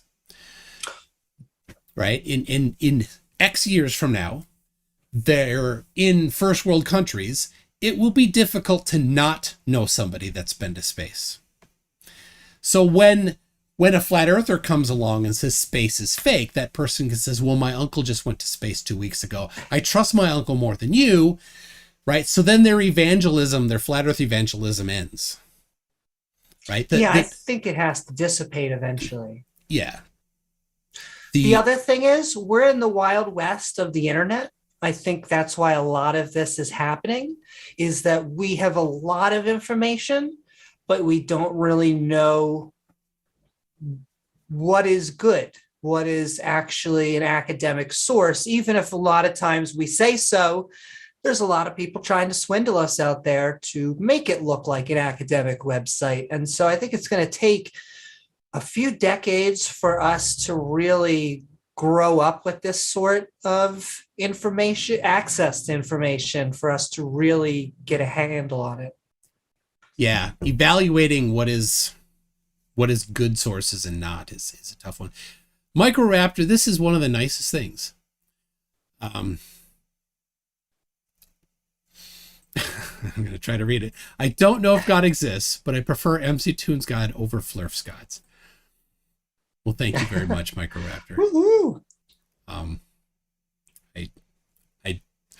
try to do my best. That was very nice. Glover Mom says, flat earth, don't trust what you are told, but trust what I tell you. And NASA lies, but NASA says this and that. When they're like, well, NASA admits flat earth, and they misquote, cherry pick stuff from, you've probably seen it. Sure, you can make anyone say anything if you're just going to take it on. Well, just like the article that you were talking about, what I have found is that when we're dealing a lot of what these subjects, they take the headline, or like you said, maybe a few sentences from the summary, and they will not read the other sentence that flips it. Like, can we finally breathe without oxygen? And then they'll take out the no part that comes back, and they'll just show an article. It's like, look, science is questioning whether we breathe oxygen. And so, yeah.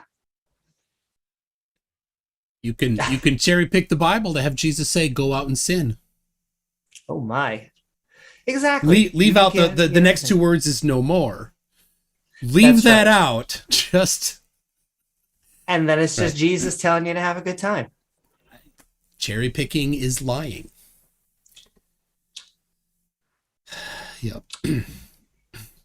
And okay, I would say maybe in a second I do have to run, but I just wanted to, I'm not even going to be able to say it, reiterate everything that I've been talking about, which is that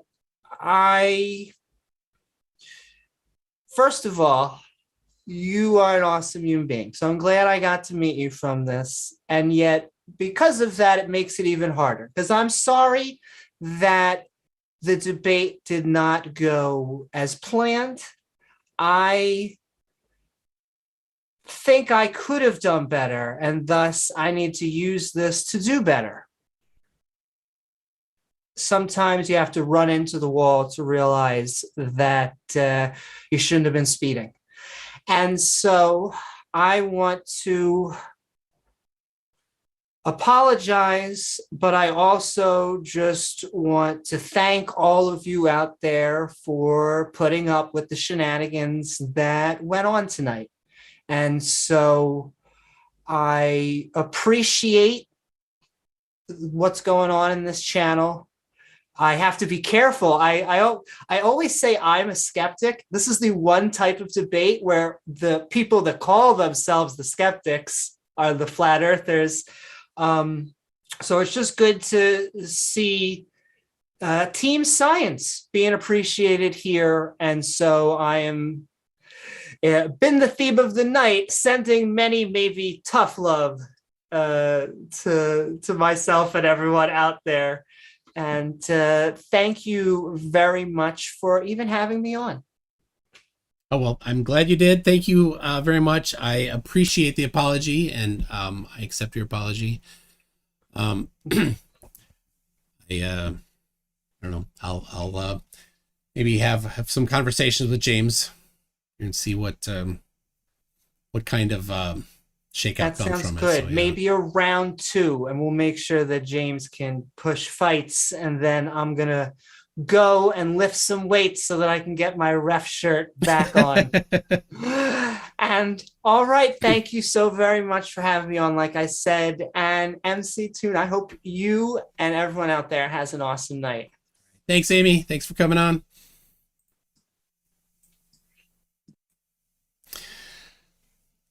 All right. Well, I'm glad she came on. Thank you to Amy for that. Yeah, it is sad that it it happened that way. Excuse me for a second. I have a little frog somehow climbed in there. Had to get it out. JDT Turbo, has a flat earther ever explained how lava is made under the Earth's crust? No. No flat earthers ever explained anything about flat Earth. Ever. It's ridiculous. They're such complete nothings. They never have any answers. They got no map. They don't have an explanation for how the sun and moon are held aloft. They can't explain to you what the sun is made of. They can't explain how the sun can output so much heat. They can't explain, they say the moon outputs its own light, but they can't explain how that happens. They can't explain how the moon has phases if it outputs its own light. They can't explain how moonlight could be cold, violating the first law of thermodynamics, while they go and misquote thinking they understand the second law of thermodynamics. They don't understand that. None of it makes sense. How is lava made? They don't know. How is the magnetic north and south made? They don't know that. They don't know what generates it. Where is the magnetic south pole? No flat earther even knows where the magnetic south pole is. They think it's all points out. Have you ever seen them with that map where it's all they're pointing, it's all out? Hold on. Got it. Hold on. They'll take this and they'll say south is this way. Everything's magnetic south. No, it's not actually. Magnetic south is here. They don't even know where magnetic south is. They have no map. Some of them are like, well, this map doesn't work. No kidding. Well, where's a map that does work? I don't know. We don't need a map. Yes, you do. Nothing. So there you go, JDT Turbo. Has a flat earther explained how lava's made? No, they've explained nothing. Because if gravity doesn't exist, then it wouldn't push it down to create the heat. And so Eddie Reese, for member for 4 months, says solid lesson learned tonight, but not by the flurf. Nope. Stringer News 1. Oh. Some sage wisdom from Stringer News 1. And to think, if MC Toon didn't have the courage to walk away, Amy Knight might never have learned that lesson. Yeah, well, good lesson from Amy. On my lesson, if I think the other person is going to be like that, and I'm going to be doing it on another channel, I will speak and have some more stringent conditions with the host of the channel. There's my lesson. Alex Stein is a sick narcissist. Mentally challenged, severely mentally challenged. He has some actual big problems, right?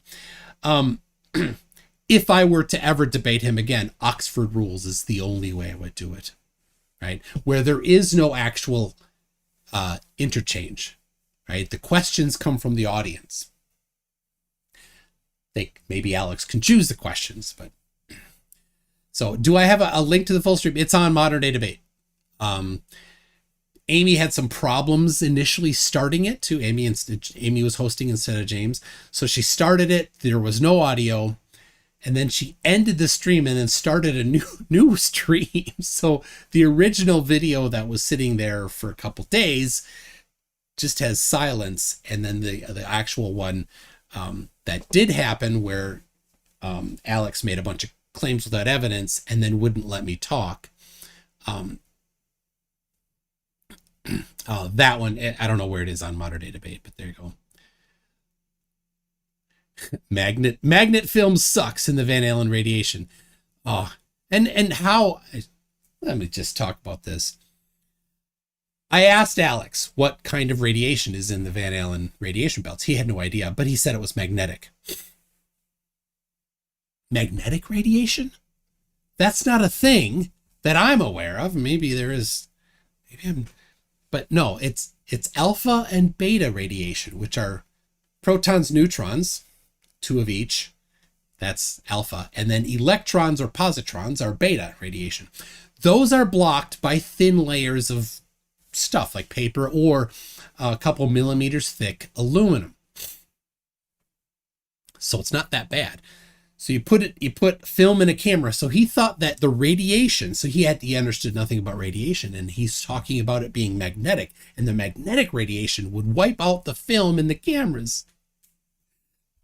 Oh my gosh, Alex, how stupid can you be? I was trying to explain that, and then he's like, well, this is not about the radiation. This is about the Van Allen. Like, wait a second. I'm talking about radiation. Your claim was that the cameras would get wiped. The film would get ruined because of the radiation. And I was specifically talking about it, and he wouldn't let me talk about it. So incredibly stupid.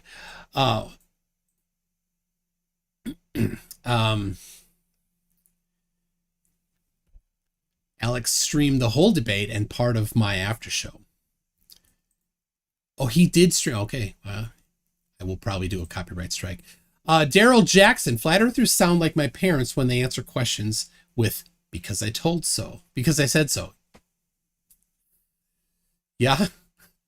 That's all they have, because here's what happens. They watch almost all of them. Their entry is a long video. Typically Dubé's 200 proofs, or there's a couple other 5-hour long videos that's basically just an indoctrination thing, giving a whole bunch of crap evidence. Eric Dubé talks about this map, right? Well, it doesn't take long before flat earthers figure out this map doesn't work, but that's how they got in, right? And things like, they claim that the horizon always rises to eye level, but when you measure it, it doesn't. So pretty soon, after a while, the flat earthers stop making that claim. All of the claims eventually get debunked, and then they wind up where they don't really have anything, but they still think the earth is flat because it's a religious position. So when you ask them a question, their only answer is because I said so, because they don't have any actual evidence. They still just believe on faith. So they built up all these things on these lies from the introductory lies that eventually all get torn down, right? And you can tell, you go on Facebook, you can see who's a new flat earther because they're making those same old claims. The experienced flat earthers, they don't make those claims anymore. They just sit back and say it's flat because I say it's flat. That's it. It's a weird thing. It is a religion. That's why. That's why Daryl Jackson, they just said because I said so. Eddie Reese, Flurfs are too Trump-like when they debate and would never have the ability to abide by Oxford debate rules. True, but Oxford debate rules would have one person muted and one person not muted. It wouldn't matter if they can't abide by the rules because nobody would know that they're breaking the rules because they're muted. They're over there, not on screen, probably. But it'd be funny if they're on screen, just get to see them flapping their hands around while the other person just presents their evidence. So it'd be funny. JDT Turbo, flat earthers are like someone using an elementary textbook to disprove a full college degree. I think more like a preschool coloring book. But, yep.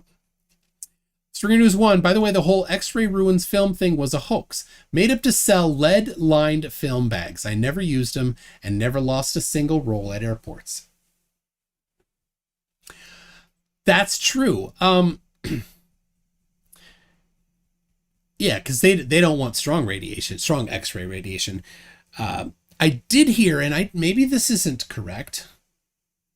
It seems appropriate to me, but I don't have any direct knowledge of this. But that higher speed film would be more affected by it, right? So ISO 100 or 200 or 400 film is kind of low speed film, where maybe you had like some high end ISO 6400 film or higher. That might be affected. Stringer News 1, what do you think? Would ISO fill in the highest ISO that's commercially available film be affected by X-rays in an airport? Blue Marble Science says, hey, that's my line. What was your line? How close to Krakatoni were you? I wasn't. I was actually getting mad at Amy. Right. So I'm glad she came on so we could resolve that, because I like Amy. I think she's fine, but she just wasn't moderating. I kept saying, Amy, are you going to moderate or not? I expect Alex to be a complete jerk. That's who he is. He is a horrible, pathetic human. I expect him to do that. But on a platform that's a debate platform, I expect that I will be able to have the respect to talk. I wasn't given that. So Amy learned a lesson. 3 News 1 says he used a 400 film, ASA 400 film, and had no problems. So the question, though, to you and anybody that Captain Crunch has a little answer here. Some of the highest speed film. So Captain Crunch says the highest ISO film, I think, is just affected greatly by any light pollution that you wouldn't normally have problems with. Oh, Blue Marble Science, how stupid can you be? That's his saying. I'm sorry. All right. You can have it back.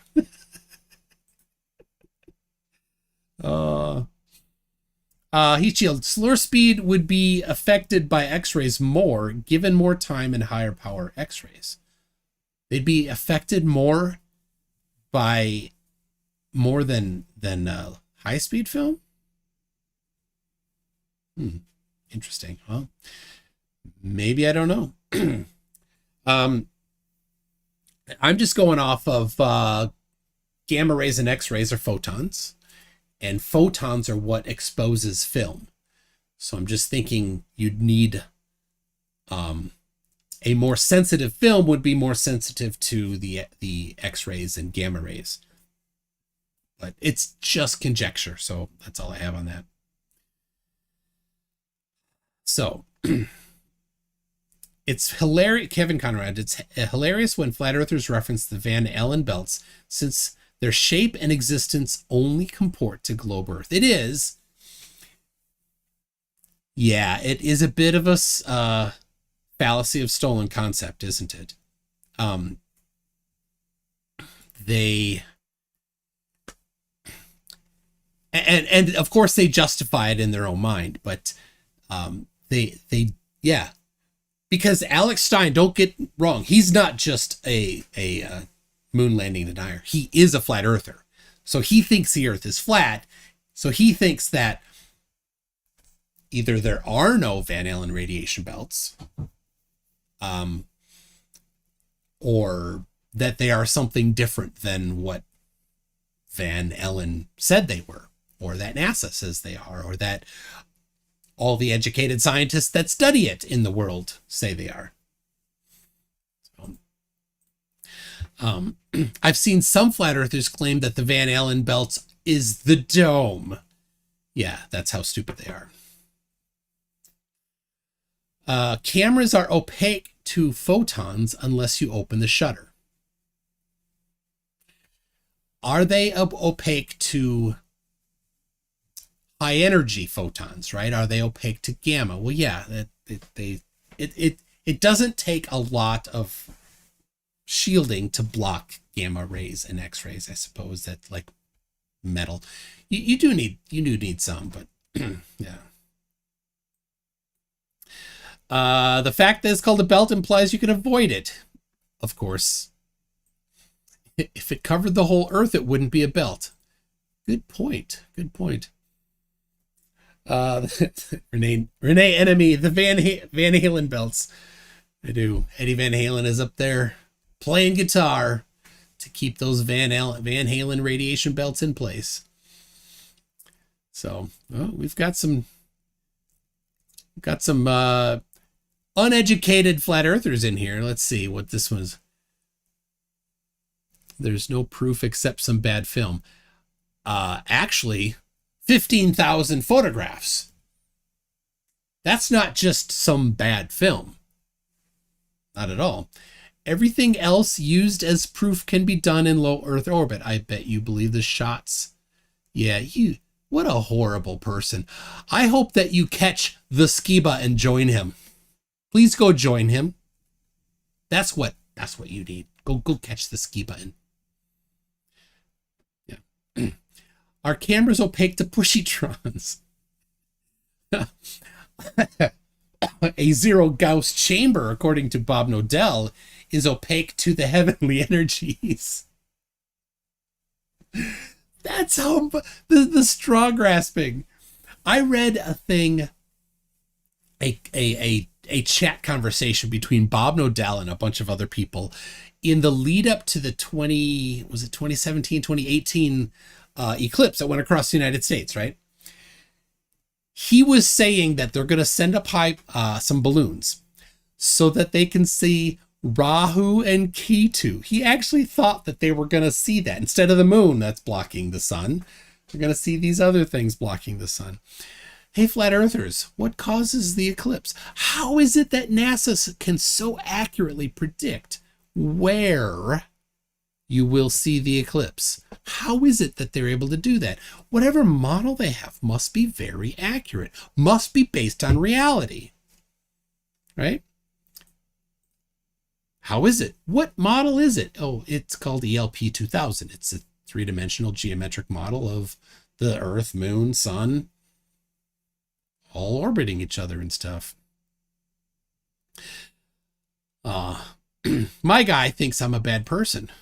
I'm not the one that spent the time lying like Alex did. So go away. Blurf response is nuh-uh. That's it. That's it. Yes. You're hearing Austin's bucket rant. Yes, that is Austin's bucket rant. Somebody asked Austin on Modern Day Debate, do you have a model? Austin's response, this is great. Austin's response was, NASA uses Saros cycles to predict eclipses. They don't. And they're really good at predicting eclipses, so that model is accurate, was what he was saying. Except that they don't use the Saros cycles, they use ELP 2000. Austin admitted that NASA accurately has a three-dimensional model that predicts eclipses. He just thought it was a flat Earth one. It's not. Oh, yeah. Well, it's not. It's a different Soros there, Stringer News One. And okay, the funny thing about the Soros cycles, it's a numeric cycle. It has nothing. There's no geometry in the Soros cycles. It's an identification that with these certain gaps between eclipse number of days, eclipse number of days, eclipse number of days, that people have identified over time. There's no geometry to it. It's just I've identified a repeating cycle, and it has no prediction for what time it will be seen or where it will be seen. So Robert Caslow says that Austin is dumber than a box of onions. I think so. Let's see.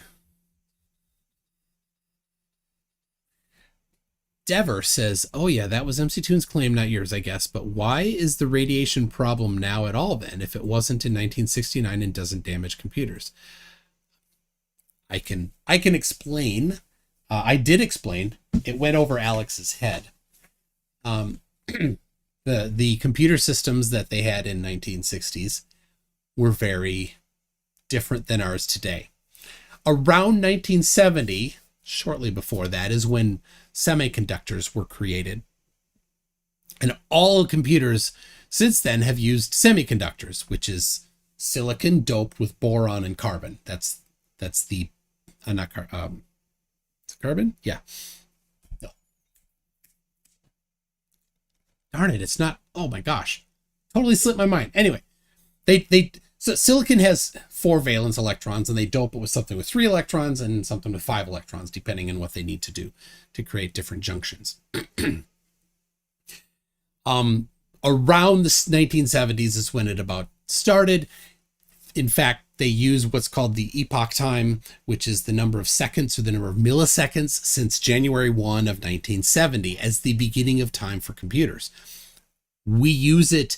I use it all the time in the software I write for dates.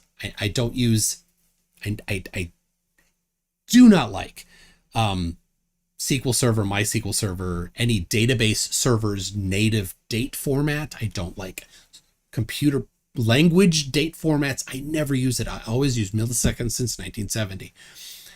It's portable. It's sortable. It is all you need is a number. Anyway, that's what I use.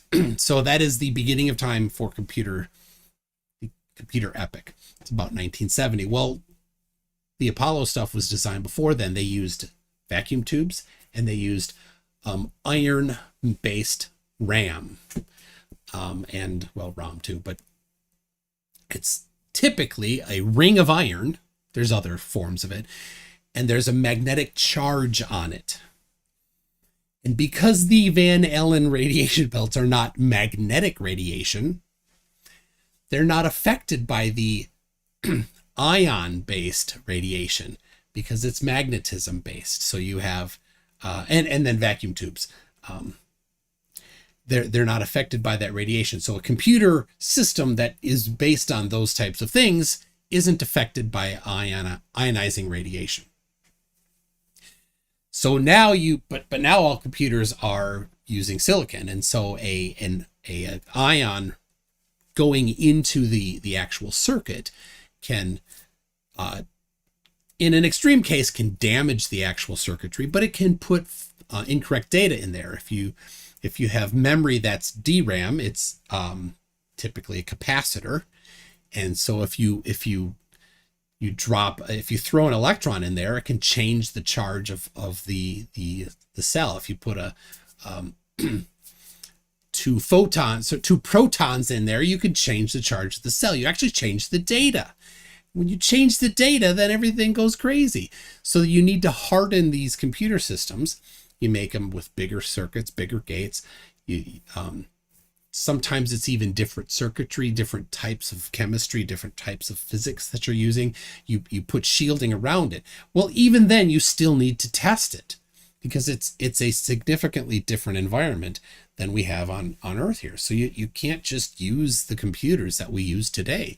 So they tend to be less powerful because they're using larger traces than we use today.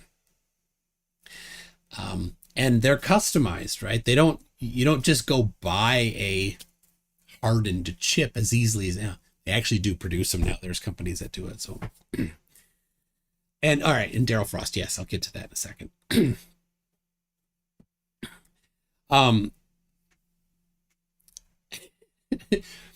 So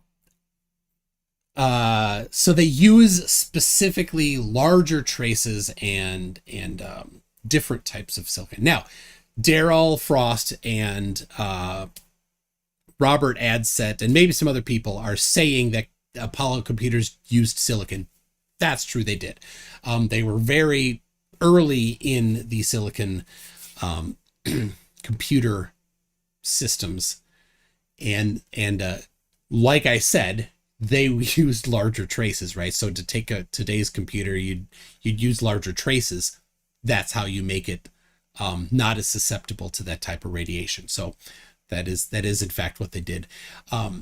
Very limited in power though, because it was brand new technology, right? The vacuum tube based computers had been around for decades. The semiconductor based computers were very, very new. Like I said, 1970 is what we use as the beginning of the epoch for computers. They went to the moon in 1969, before the epoch. So silicon-based computers were not super common then. What would I do? What would do if you could go to space? Would I go to space? I'll ask myself two questions. Would I go to space? Yes, I would. I would love to go to space. I don't know if I'd want to go to the moon until they kind of got it down. But yeah, I'd love to go. The four people that went up with SpaceX and orbited for a couple days, that would be fun. There's a few things that I just would not relish. I kind of like this a little farther away from recently filtered, if you know what I mean. I understand that I'm drinking urine. Don't take that out of context. All water used to be dinosaur pee, right? But I just don't want it that close, right? I want a few more steps in between. I'd like it to evaporate. I'd like it to rain. I'd like to evaporate and rain and go through a bunch of ground-based filters. And then, so they went to the moon with computers about as powerful as a Commodore 64. Were they even that powerful? I don't think they didn't have that much RAM.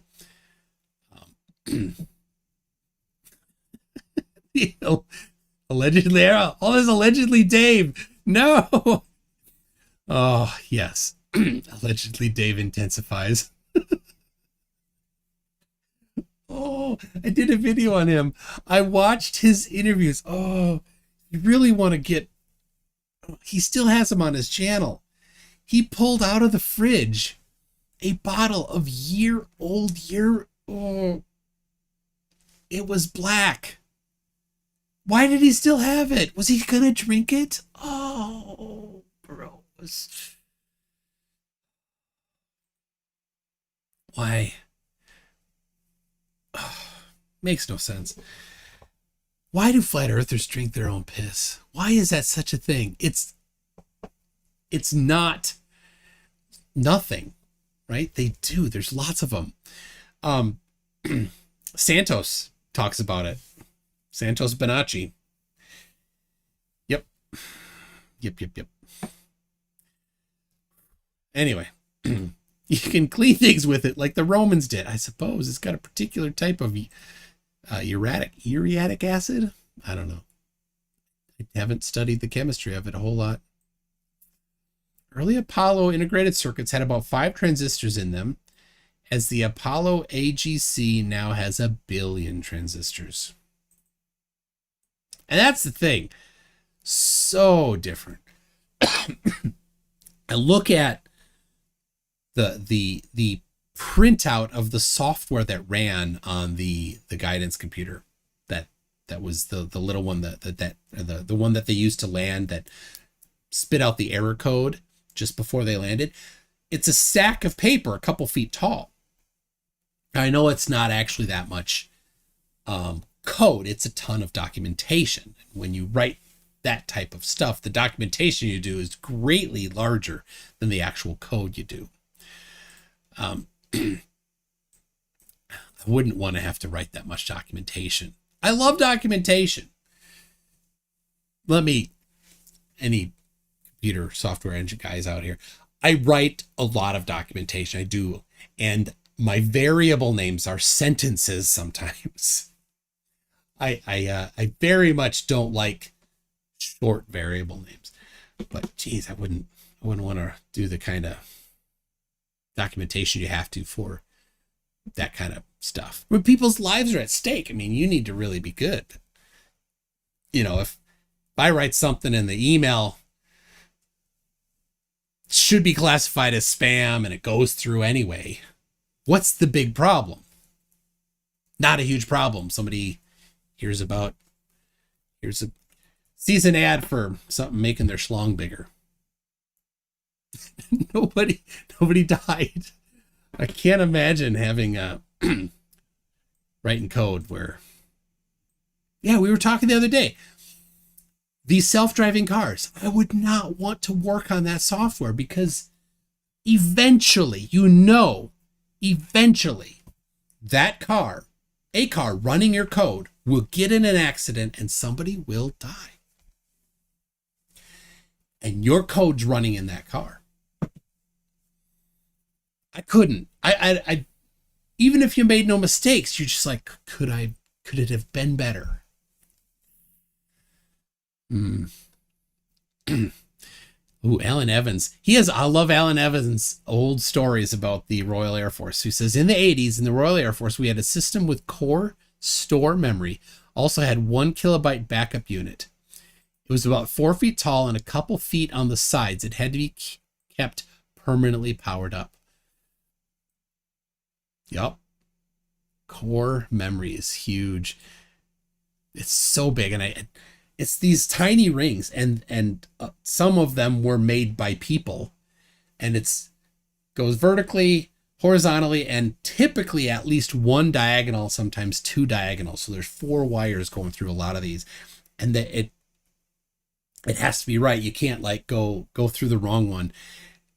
And people would just by hand basically knit. Heat shield tune. You cannot fault yourself for FSD code. Blame it on the engineers. What's FSD? Yeah, it's always the engineer's fault. Oh, Lael. MC Tune confirmed 2021 tune DR star KS UR star E. I don't know what that means. I couldn't possibly put the words to it. I don't know what that means, Lael. Oh, full self-driving. No, see, I couldn't do that. The Uber car in Arizona that hit somebody and that person died. I looked at the pictures. I looked at the camera had to bring in to make the decision. I look at that. I'm like, the software probably could not have done better. And somebody died.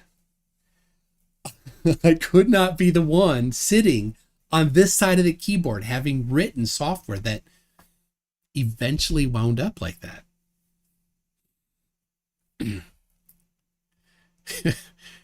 I was told by one of the guys who works at IT that the biggest issue isn't the computer, it's what's between the chair and the keyboard. It is always the pebcak.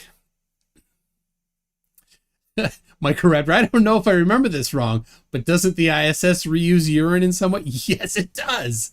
That's the thing.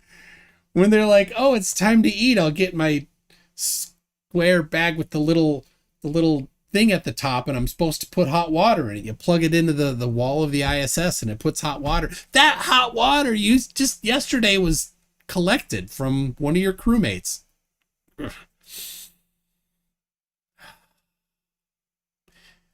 People jump in front of cars all the time. They do. I don't know. What a challenging job to be the people at writing the software for self-driving cars. It's a tough thing, and so it's similar for nuclear reactor software and for any of the guidance software that runs on rockets and stuff going to the ISS or to the moon or to Mars. If there's a mistake in it, it's like, oh, was it me?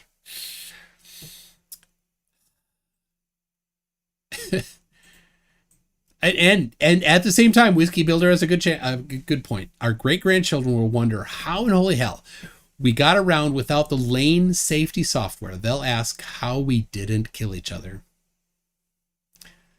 Yeah, absolutely. Think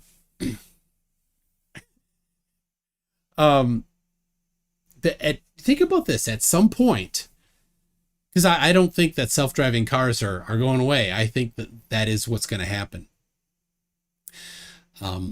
At some point, there will be a generation of people who basically never drove, right? Is it the kids being born right now? Are they the ones that 18 years from now or 16 years from now, when they're looking to get their license, will be like, why would I get a license? All cars are self-driving. I don't know. I don't know if 16 years is enough time. Because I live in Minnesota and not California, where a lot of this stuff is done, or warm climates.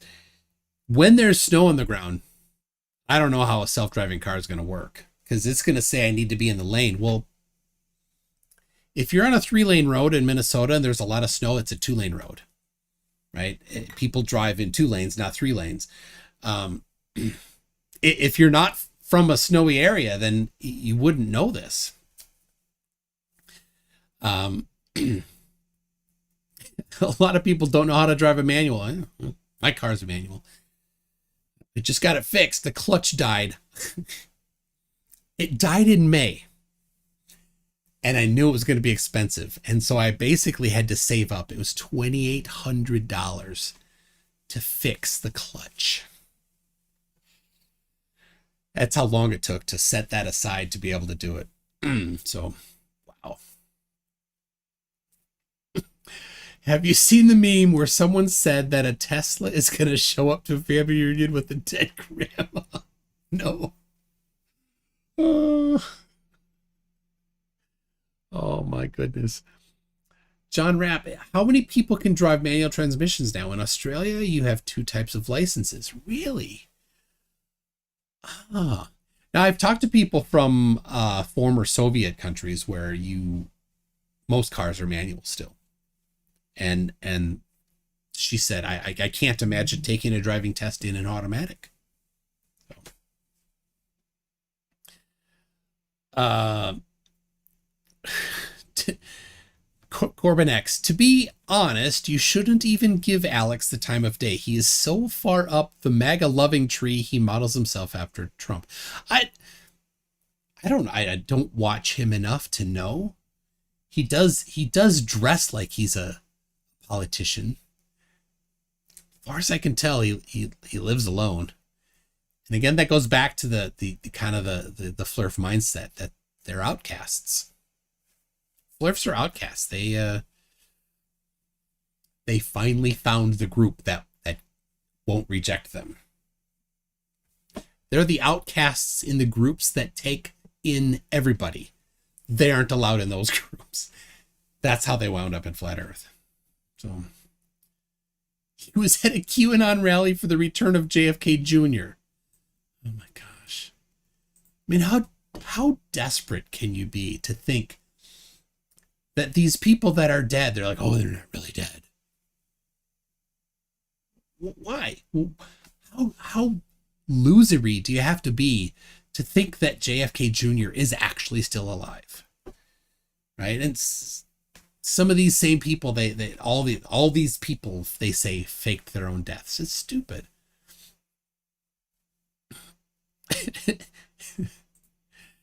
Alex is a fake Alex Jones looking for money. Yeah. Yeah. If I ever met Alex Jones, I'm not going to say what I would do. No. I should not say what I would do if I ever met Alex Jones in person. In a dark alley. I won't say it. I'm just going to think it. It'd be good. Won't say it. So. Anyway, can't be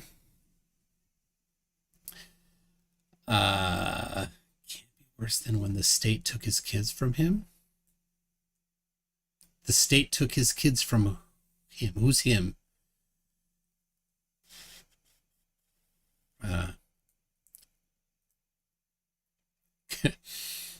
Going down the Batman route. Yes. Anyway, Alex Jones lost legal custody of his kids. Oh, there is justice. There is justice. Yeah. I mean, can you imagine? They must hate him. They must hate being related to him. To think. Oh. Alex Jones was apparent. There's a video. He was in a restaurant and somebody confronted him in the restaurant because of the stuff he says about these people faking things. Stood up in the restaurant and confronted him right there, and the whole restaurant yelled at Alex Jones to get out. Like, that guy. We need more of that guy. So.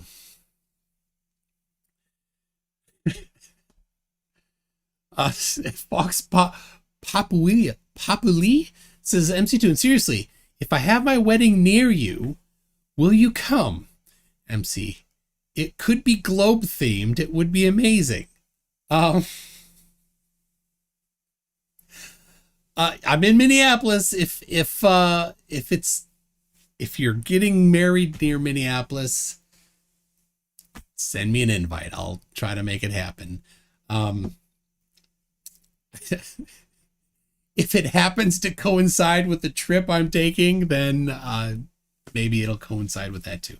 Holy Smalls, if I ever met Alex Jones, I would just yell gay frogs. I admit I do enjoy that rant. Everything he says is just so stupid. The water's turning the frogs gay.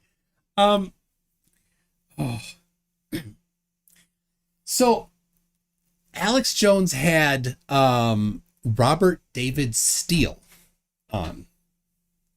Robert David Steele really was apparently worked for the CIA, and his brain shut off. Everything went wacky.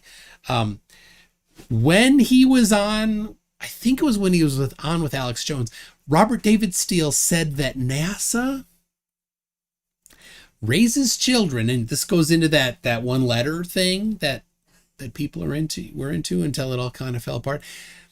Raises children in underground tunnels and then puts them on spaceships and sends them to Mars to work as slave labor. I'm not kidding. I have the video of him saying that.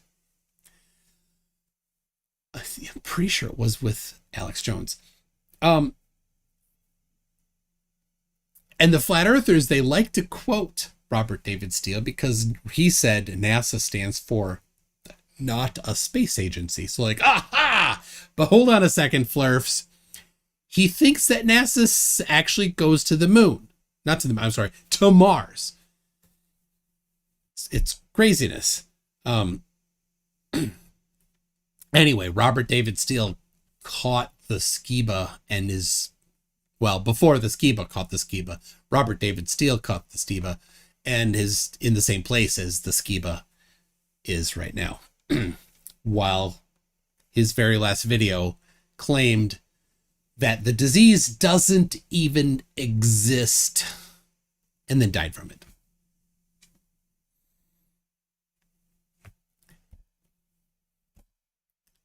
I just can't dig up a whole lot of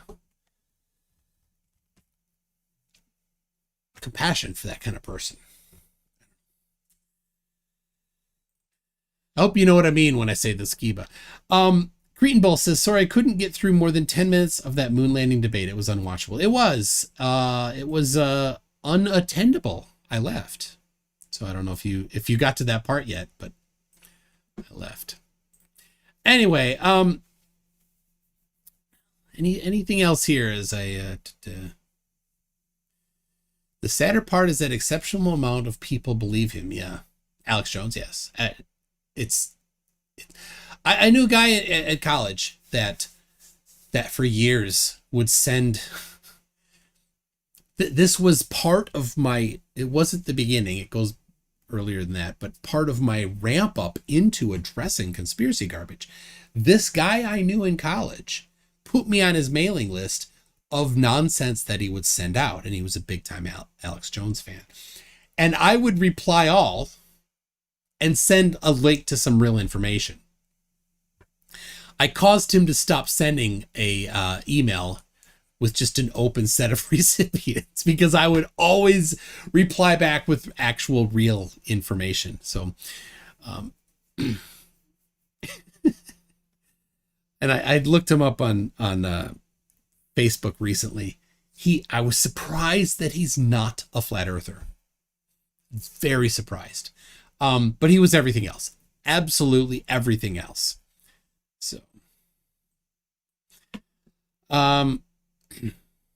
the people are calling for more content. I don't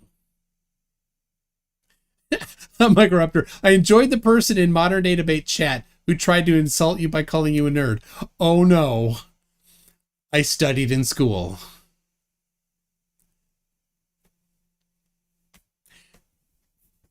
Here's the thing. The flat earthers, they're not the ones that were the jocks. A few maybe, right? But generally they're not the ones that were the jocks. They're not the ones that were the nerds because the nerds studied. They were the ones that were neither jocks nor nerds. They're the ones that were the nothing. It's a bit cruel, right? But these are the people that didn't fit in with the nerds in school. They weren't smart enough to fit in with the nerds, right? I was taking advanced math classes in high school. Yep. My friends were the ones that were I didn't take like advanced or history or handful of other like the really advanced class. I didn't go for them. I went for the math and the science. When I went to high school, and I'm pretty sure it's the same now, you didn't have to continue math or science. I did, right? I chose to.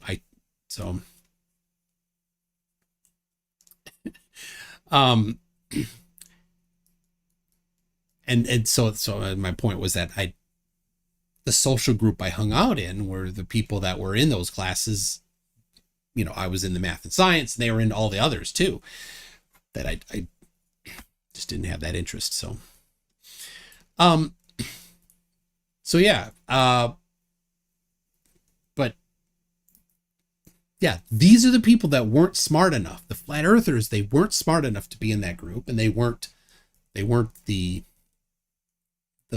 jocks. They weren't the ones that spent their time interacting socially. They were the outcasts of the outcasts. So, Michael Watch, can we have you spinning like a ballerina like that Tony guy was asking? No. They were the kids eating gum from under the bleachers. Yeah. Yes, they were, Fox.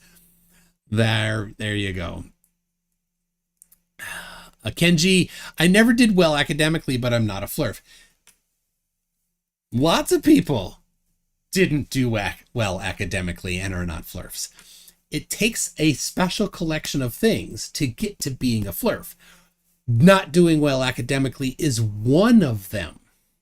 You have to be gullible. You have to be unwilling to actually do research. You have to be willing to call not research, research, right? You have to have flawed logic. So flat earthers do research. They're like, I tried for days and I couldn't disprove. No, they didn't try for days to disprove. They watched more flat earth videos. And they didn't know the background information to refute it. That's it. When I watched when I watched the first flat earth video that I watched, I'm like, this makes no sense. That very first thing doesn't have any foundation in math or science. So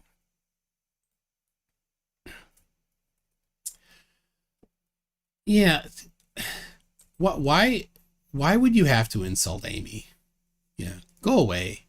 If you're and flirts have to be Nazis. They're not all Nazis. It's for some reason it's prevalent among them. It's disproportionate. They're disproportionately represented, but not all of them. I will give that. None of them can do math. Well, two. I know of two. So there's a couple exceptions to every rule, right? But as a rule, they can't do math because it's simple. The sun could never set. It's a basic geometry thing, and they're like, oh, perspective. And then you see it on Facebook. You say, well, what the sun could never set. They're like, well, you just don't understand. Like, what are you talking about? I can do the geometry for it. It's pretty basic. Anybody that successfully passed 8th grade geometry class or a math class could handle the math for understanding that the sun could never set. But these people, they're like, you don't understand. You're indoctrinated. Like, okay, well then give me the scientific explanation for it. Well, I'm just not going to spoon feed you. That's all you get.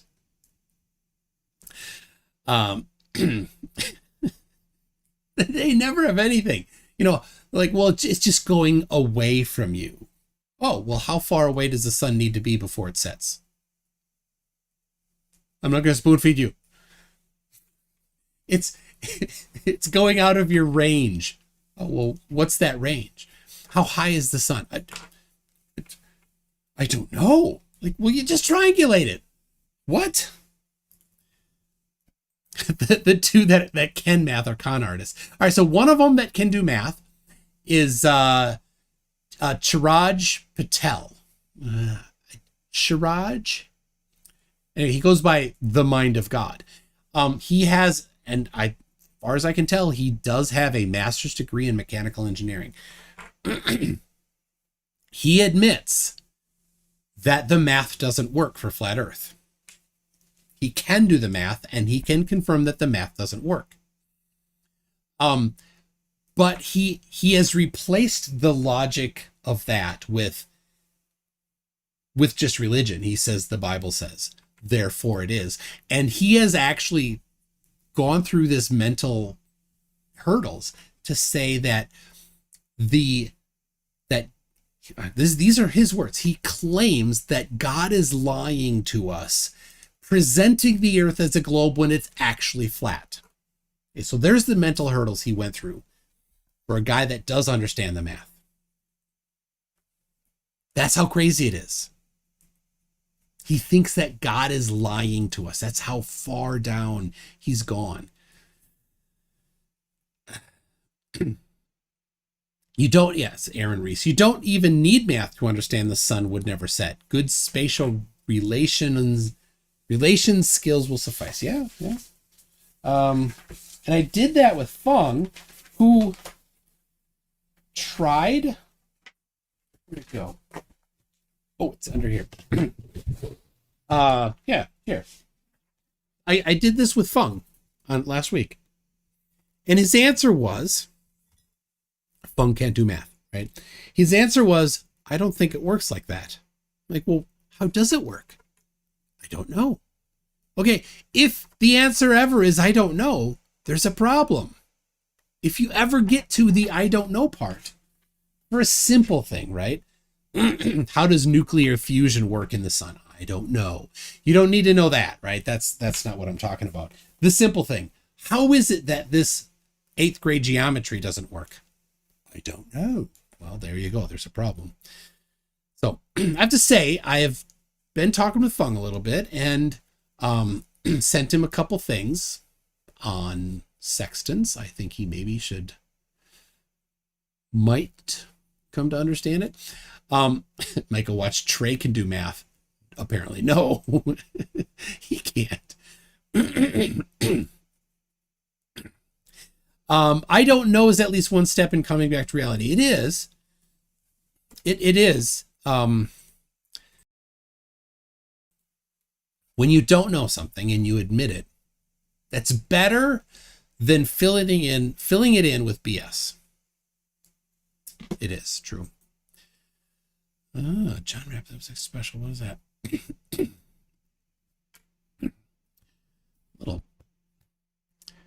little frog in my throat again. They can do multiplication. Stephen York for 5 Australians says the line that broke me in the debate was, "It could full automatic conductor." Oh, the semiconductor when he was saying superconductor.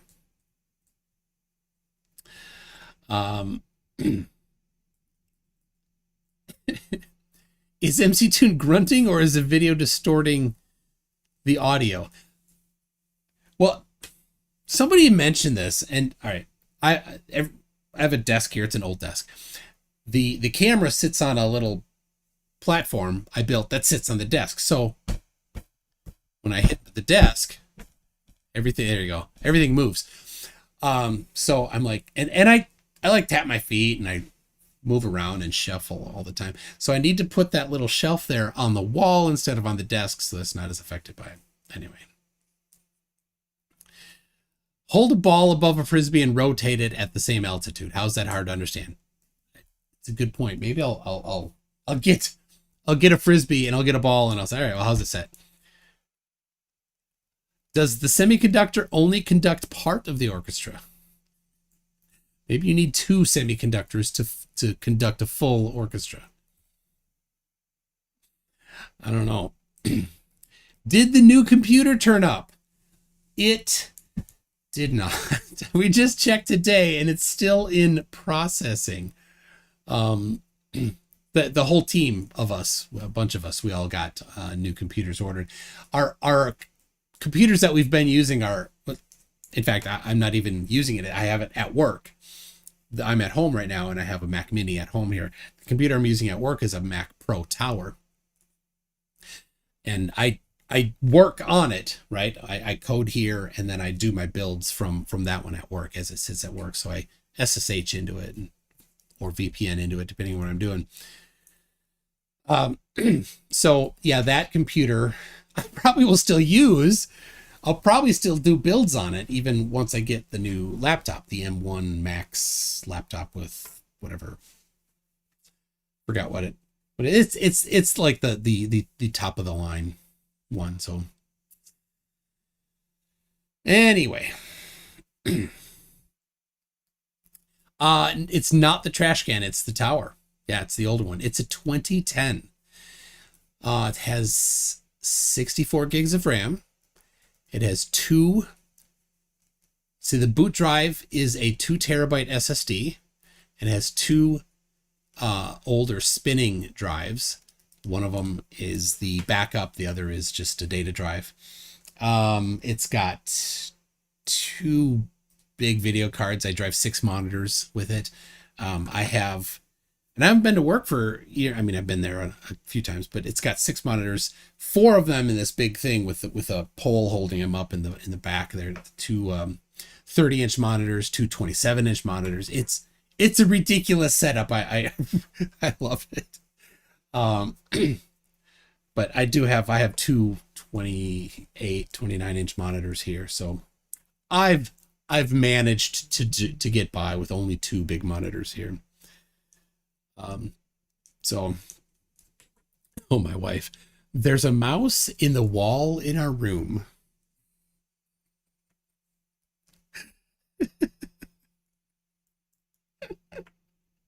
Oh my gosh. Our room is right there, right? So if I talk loud, she'll hear me.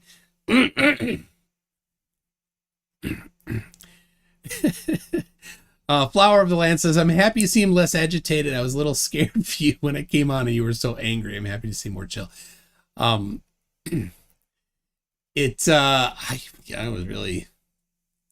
was pretty insulted, I gotta say. I don't take it lightly when I go on somebody else's channel. I prepare extra stuff. So and if you saw, I pointed to my website, mc2.net/moon. All of the stuff that I put on that website, all of it was specifically for today. A couple other spots on my website in tabs that I have sitting in my browser ready to go are some of the other things that I prepared. I watched a whole bunch of videos. I went and got the old episode of Mythbusters when they examined the moon myths. I spent 2 or 3 weeks preparing for this. So yeah, I was very insulted. So KN, my $10,000 computer is delayed. I don't think it's a $10,000 Mac Mini. I don't know. I didn't even look. Too much work for someone like Alex. Well, Michael Watch, it's a good point, but I've not specifically debated the topic of the moon landing before. So I don't have the catalog of stuff ready to go like for Flat Earth, right? It's a peripheral topic, so I've dealt with it a few times, but when a flat earther comes to debate, they generally don't launch into a moon landing denial thing, because a moon landing, whether we went to the moon or not, doesn't tell us about the shape of the Earth, right? So it's not a real big challenge. Will I address the 250,000 mile away argument, please? You'll have the same material there for later if needed, though definitely insulting, but not at all. Yes, I do have now that information ready to go. John Rapp, I can get rid of mice with Van Allen radiation. Apparently, let me take some. Let me write that down. Van Halen radiation for mice. Got it. Thank you. Michael Watch, he pulled up 3 YouTube videos and said, "Brah, got this." Actually, everything that he brought up in January. He did zero prep for this. It was all the same stuff.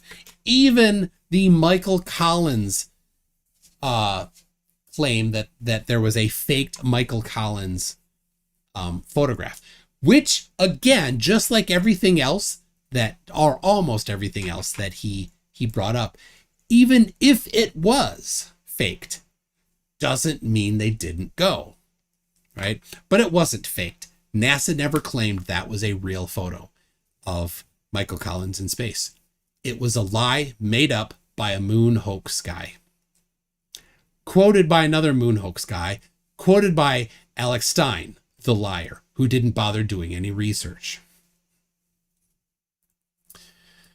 So, RV doesn't like that crowd anymore. So that's a crap load of nothing.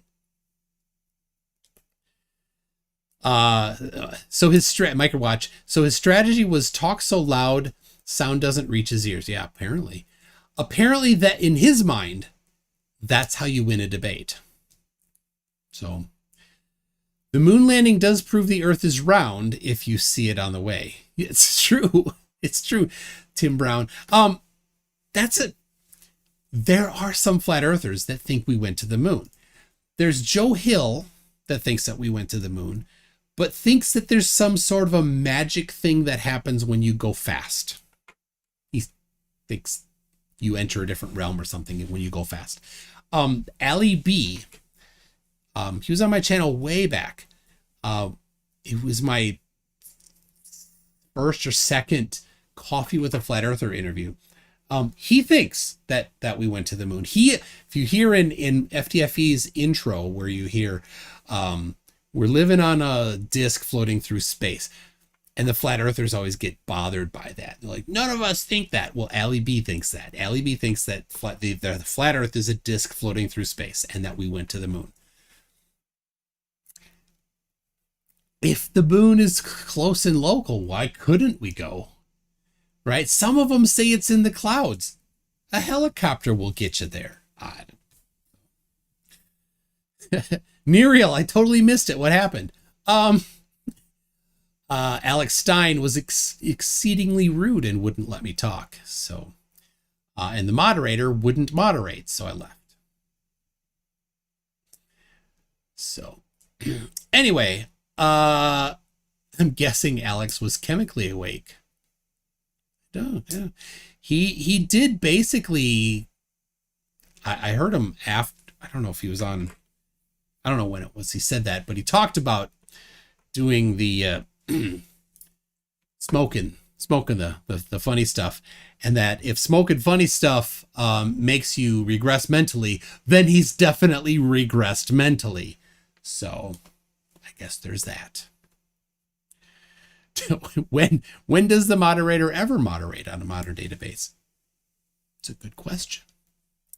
It's a good question. And my lesson that I learned is if I have any suspicion that the other person on wherever I might be debating might be ill-behaved, then I will be sure that there's a format. So I probably will push towards Oxford format. So, I am aware of, yes, I am aware of Jeranism and Russian vids infighting. So you got Jaren, Dearth, Bob Super Noodle Doodle, Alex Stein, they're all buddies, right? The Globebusters dummies. And then you've got Russian vids, he's a bit alone, but he's done stuff with Karen B, but Karen B is with these people. She's going to have to pick a side, I guess. So yeah. Zoom Truth is with Russian vids. I did watch that video. Yeah, no fan there. And I think that they have correctly identified a problem with Dearth, especially. Dearth is all about, it's just a cash cow for him. He sells that app. It's a couple bucks plus the a subscription, and I don't know. He makes money. That's what he does. So, oh yes, John Rapp. Anyway, so yeah, so and Jeranism, again, it's he doesn't care. He just wants to make money at it, I think. John Rapp, Alex also said that rockets don't work in a vacuum. Absolutely. He's completely scientifically illiterate. The third law of motion, right? Second? Yeah. Equal and opposite, right? So you throw something backwards, you're going to go that way. That's how rockets work in a vacuum. So, yeah, you don't prove that we didn't go to the moon by not understanding basic physics. It's not, you need to understand physics. So, Irish Brazil. Anyone else learn Fortran on punch cards? No, I did not. Do I have I have a Fortran book. It might be at work. Why would I have a Fortran book at work? That's a good question.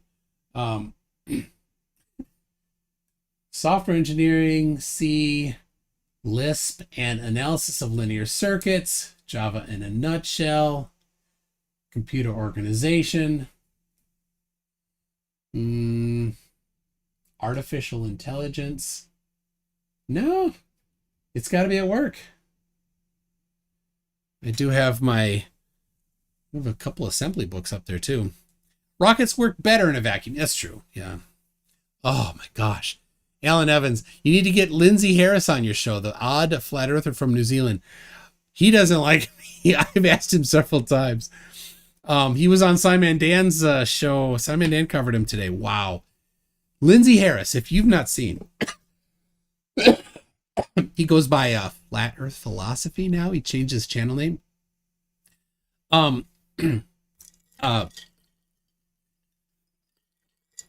He thinks that the Earth is half a toroid, basically. And he draws it end on. So he draws a flat surface, right? And then he draws a dome on either side. And that's because it's a half of a toroid is what he says. And he says the sun's in the middle and it somehow projects. He's changed what he said. At first he said that the electromagnetic field bends the light, which he obviously knows nothing about electromagnetism and light, because electromagnetism doesn't bend light like that. There's no charge. So Lindsay was yes, DKG Custom. He draws butts and boobs. He's a lonely guy. He draws butts and boobs. Yes, that is. So he happened into, poor guy, he happened into the Flat Earth Science Debate group on Facebook. I'm a moderator there.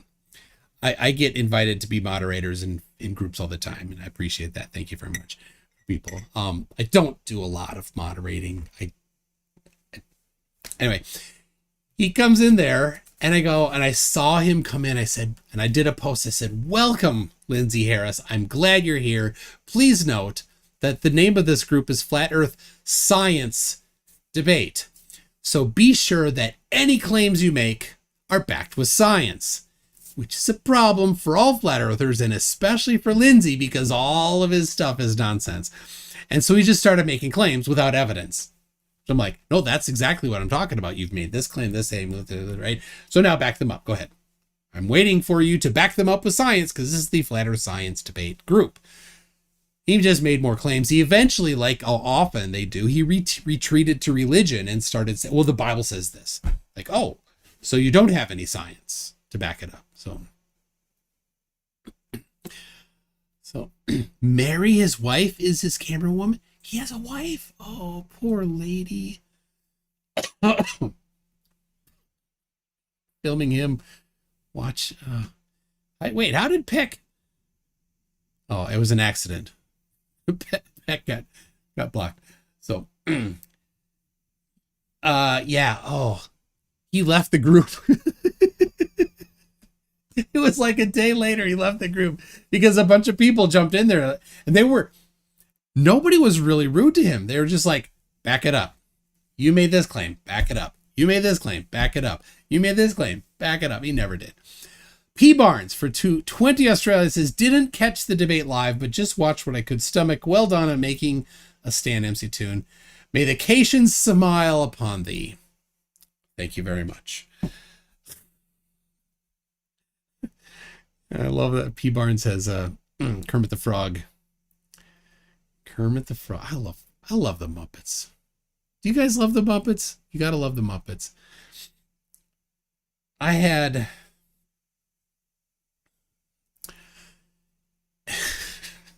should I even, this is so goofy.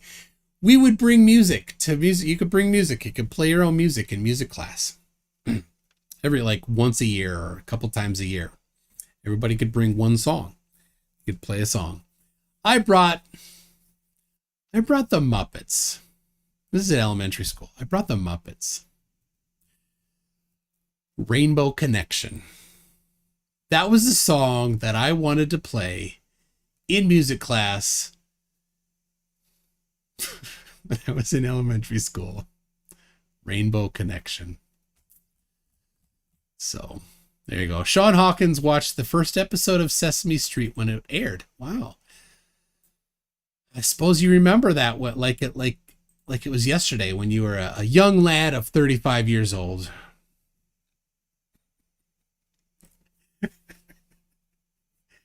DKG Custom, great song. Yep. It was. Yep, that was it.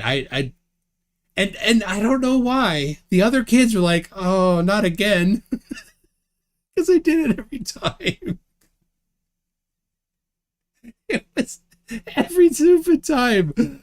Like I couldn't bring a different song. No, I had to play the Rainbow Connection. Everybody, if you know the song, it's got to be playing in your head right now.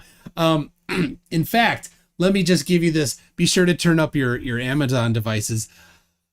Alexa, play the Rainbow Connection. There you go.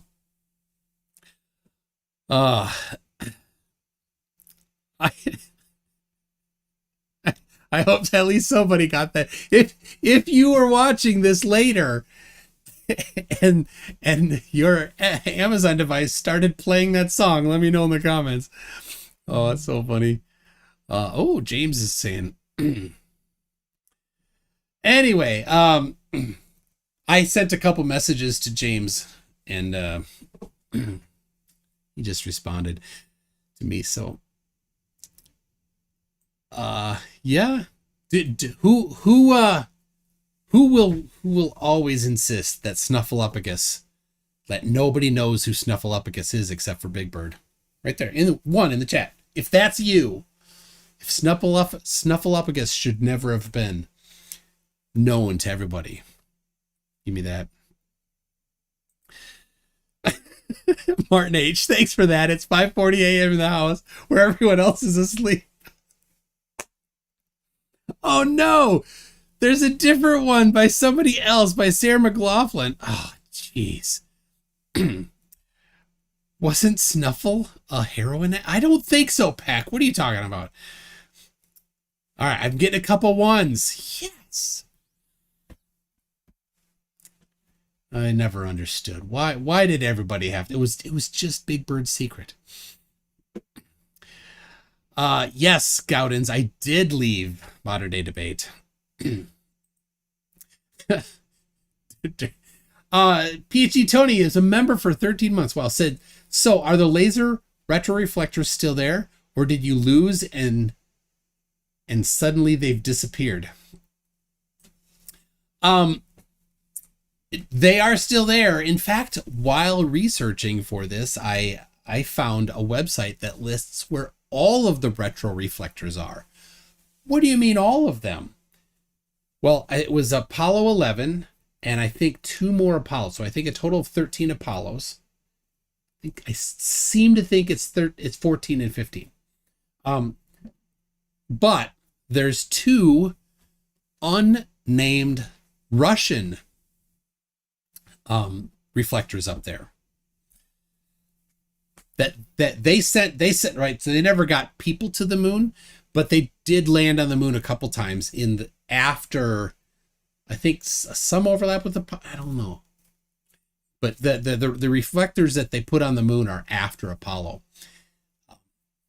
So yeah, they and the cool thing about it, and of course a science denier just denies it, because you don't see the results of bouncing a laser off the moon.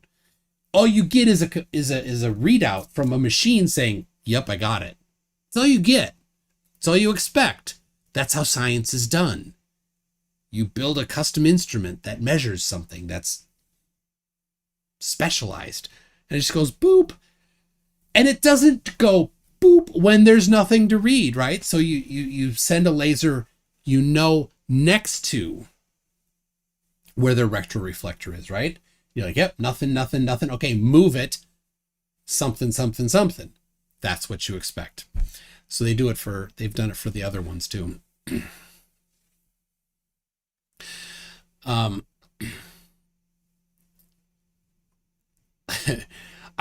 see. All right. Charlie says, I was involved in building the 3.5 meter telescope in New Mexico. That is one of the telescopes used for laser lunar ranging. Very cool. That is awesome. Is that the Apache one? Is that the one that's in New Mexico? There aren't a lot. It's not an easy thing to do. And it made me wonder, well, could you do it yourself? So actually another part of the thing that I researched was, has anybody tried, or what would it take? And I found a couple discussions, one on like Stack Overflow, or not that, one of the spin-off sites of Stack Overflow, Physics Exchange, I think. Could you build your own lunar laser range finding system? And the general answer is no, because of cost, right? You need a pretty powerful laser, you need a pretty powerful dish, and you need to be able to aim it really, really precisely. So just a guy who's doing it himself could not probably do it. So let's see. Yeah, and we've got a you don't win a debate by talking over the other person. I'll just say that. You lose a debate by refusing to stop talking over the other person. So, yes, Charlie says, yes, Apache Point. Yep. And that's the one that the Mythbusters went to. And it's not an impressive bunch of data that comes back. It's just a machine, pretty custom, saying, yep, I'm getting data back. So anyway, yeah, generally people did not think that you could have enough resources to build it yourself. Things get cheaper, I suppose, but you need to have a pretty big collector of photons to be able to get enough photons back. And it has to be particularly sensitive because you don't want to get extra readings, right? So that's why you need to do the two versions. You send you send out to a spot that does not have the retro reflector, and you make sure that you do not get a signal back. Because if you're sending data, if you're sending your laser somewhere that doesn't have a retro reflector, but you're getting data back, it's coming from somewhere. It's but not from your experiment, right? It's too sensitive. It's reading extraneous data. It's reading or light or something. So you need to have that confirmation. Then you vary the position, you put it where you know it's at, and then you start getting data back. You're like, oh, there you go. How long did my visit to Modern Database last? I don't know. It was about 20 minutes, maybe at the most.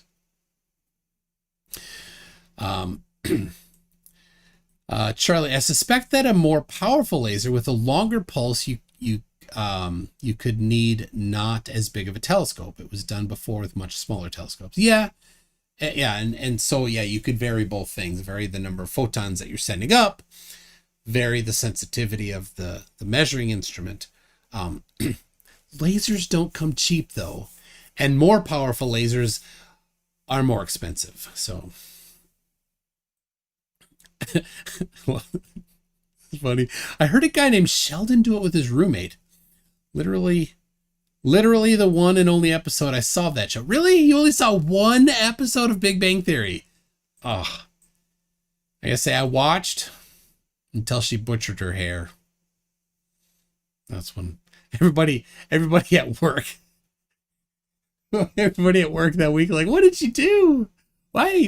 And then none of us watched after that. Mr. King, the sofa guy who's sleepy, says no evidence. Smug, arrogant peach. Happy to see the debate. Happy to see the debate. Have I played with cornstarch? It's a weird question. You mean non-Newtonian fluids? Yes, I have. My kids love it. I'll walk into the kitchen and it's never clean when the kids do it. It's everywhere. But yes. And then they're like walking around in the living room where, over the carpet, like, get it. Nope. You can do it in the kitchen where we've got the floor. Presumptuous pseudonym says short-haired Penny was hot, and then frowny face. Nope. I didn't think so. I don't know. So, well, all right. Just a giant pool of cornstarch and water on the table. Yeah. No, there's the wrong container, right? That it's a bowl or something, or it's, you want to put a lid on it. So it should be a, plastic Tupperware or something. No, it's somewhere. And then it's all over. It's on the floor. It's on the counter. It's, the spoon is out. The cornstarch container is out. It's everywhere. Mr. Sleepy, the king of sofas says, yeah, I'm talking about the guy I was debating. Yep. He absolutely, no evidence, smug and arrogant. Absolutely. I mean, I have his list, right? I have the list. He just shotgun claims. That's all he had. He did play a video. There it is. The video he played was a guy who said, we used to have the technology to go to the moon, but we don't anymore. So, Alex, your own guy said that we used to have the technology to go to the moon. That's your own claim. So, anyway.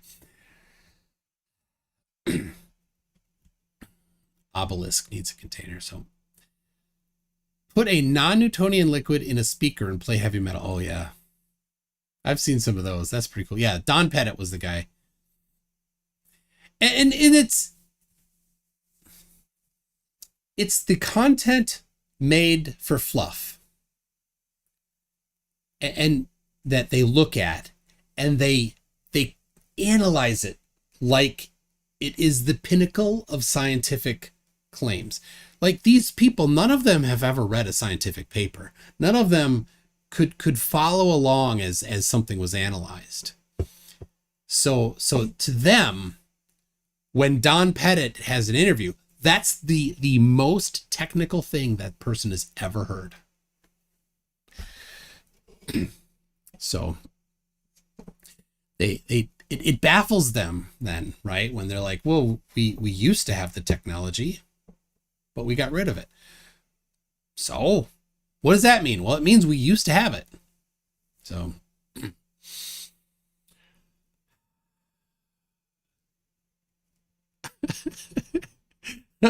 presumptuous pseudonym. MC Toon has given me the head shake of disapproval. I feel horrible now. Hey, all right, okay. If you like short hair Penny, that's fine. Everybody has their own version of Penny they prefer. So I'm okay with that. I've grown. I can accept you for that. All right, Stringer News 1. Once more, well done, MC Toon. It's the ultimate boss move to turn your back to a bully. I couldn't be more proud. Well, thank you very much, Stringer News 1. I didn't want to do it. I did not want to leave, but like, well, what else? It's too many over and over again. I've tried to have my say in this debate, and I didn't get a chance. And I called out the moderator, and she didn't do anything about it. So, all right. Well, it's been a weird night. I appreciate so much that 270 people are just sitting here watching me talk about stuff. I really appreciate that. Every once in a while, I think, well, should I do just a nothing on a different night? Maybe a different night where I just talk. And I feel like I want to provide content. That's why every Tuesday at 8 I have a debate. So do you all, would that be an interesting thing? Give me something in the comments about that. Just to, I don't know. I still feel like I'd have to put something together, but it could just be responding to things. I don't know. Anyway, let me know. But thank you so much. It's been, it started out, I think, quite disrespectful towards me, but you guys are awesome. It's just a treat to be able to interact with you and have a nice time and discuss things that I like discussing. So there it is. take on other forms of science denial is, and I'm not even going to say the word, too dangerous of a topic. It absolutely is. YouTube shuts down channels just for discussing it, even if they support YouTube's stance on it. The artificial intelligence that Facebook and YouTube are using are terrible. If I was in charge of especially Facebook's AI moderation, I would fire every single person. I wouldn't say, no, I want your intelligence, your skill set in our company anymore. Say, no, you failed. Get the heck out of here. We're going to start from scratch. YouTube is not a whole lot better. The fact that people can do historical channels on topics of covering World War II and some of the less popular leaders that were born in Austria. Factual videos. And there's a guy that they almost got his channel auto-deleted by YouTube for that. So no, that one I won't discuss. There, you know, we talk about Dunning-Kruger. Talk about, flat earthers. Why would a flat earther come into a science debate? None of them have a scientific background. It's Dunning-Kruger. They think they're good at something that they're not good at. So when it comes to that particular one, right? It's not my expertise. So when I plot my skill set on the chart, I'm over on the peak of Dunning-Kruger side, right? But I don't think I'm up here. I know I'm down here, right? It's not my thing. I don't have the background in it. So it would not make sense for me to address it. If you want that topic, I can't recommend strongly enough. Debunk the Funk. Could somebody grab that link? Debunk the Funk. What's his? With Dr. Wilson. That guy, I've had him on here. He is fantastic. So, oh, good. He's at 8,000 subscribers. Go subscribe to him. That I couldn't do better than it's his field. Why would I touch it? He is so good. I can't say good enough things about him. So that's the guy. He so good. Yeah. The Dunning-Kruger chart is wrong when it comes to flat earthers, says Michael Watch. What's wrong? Oh, there's a riddle in there somewhere. I'll see what your response to that. Can I bounce ping pong balls off a hammer? I've never tried. I do like to play something called hammer toss.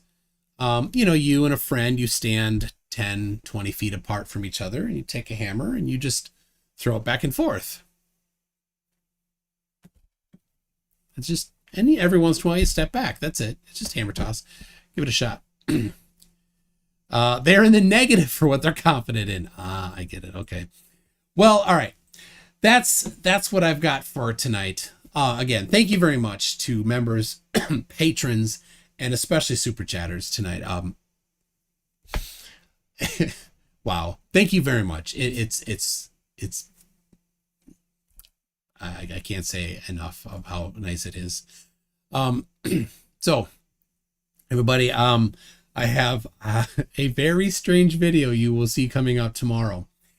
And I think when you watch the modern day debate tomorrow night, it will become very, very clear. Got a little something up my sleeve, something I'm brewing. It's going to be great. And I've got a guy from Twitter named Alex, exceptionally rude, on Tuesday. He is a absolute Oakley fanboy. So be looking for that one for Tuesday. Find me on Twitter. You can see a couple responses from that guy. Wow. Anyway, we'll see you then, everybody. Thanks a lot.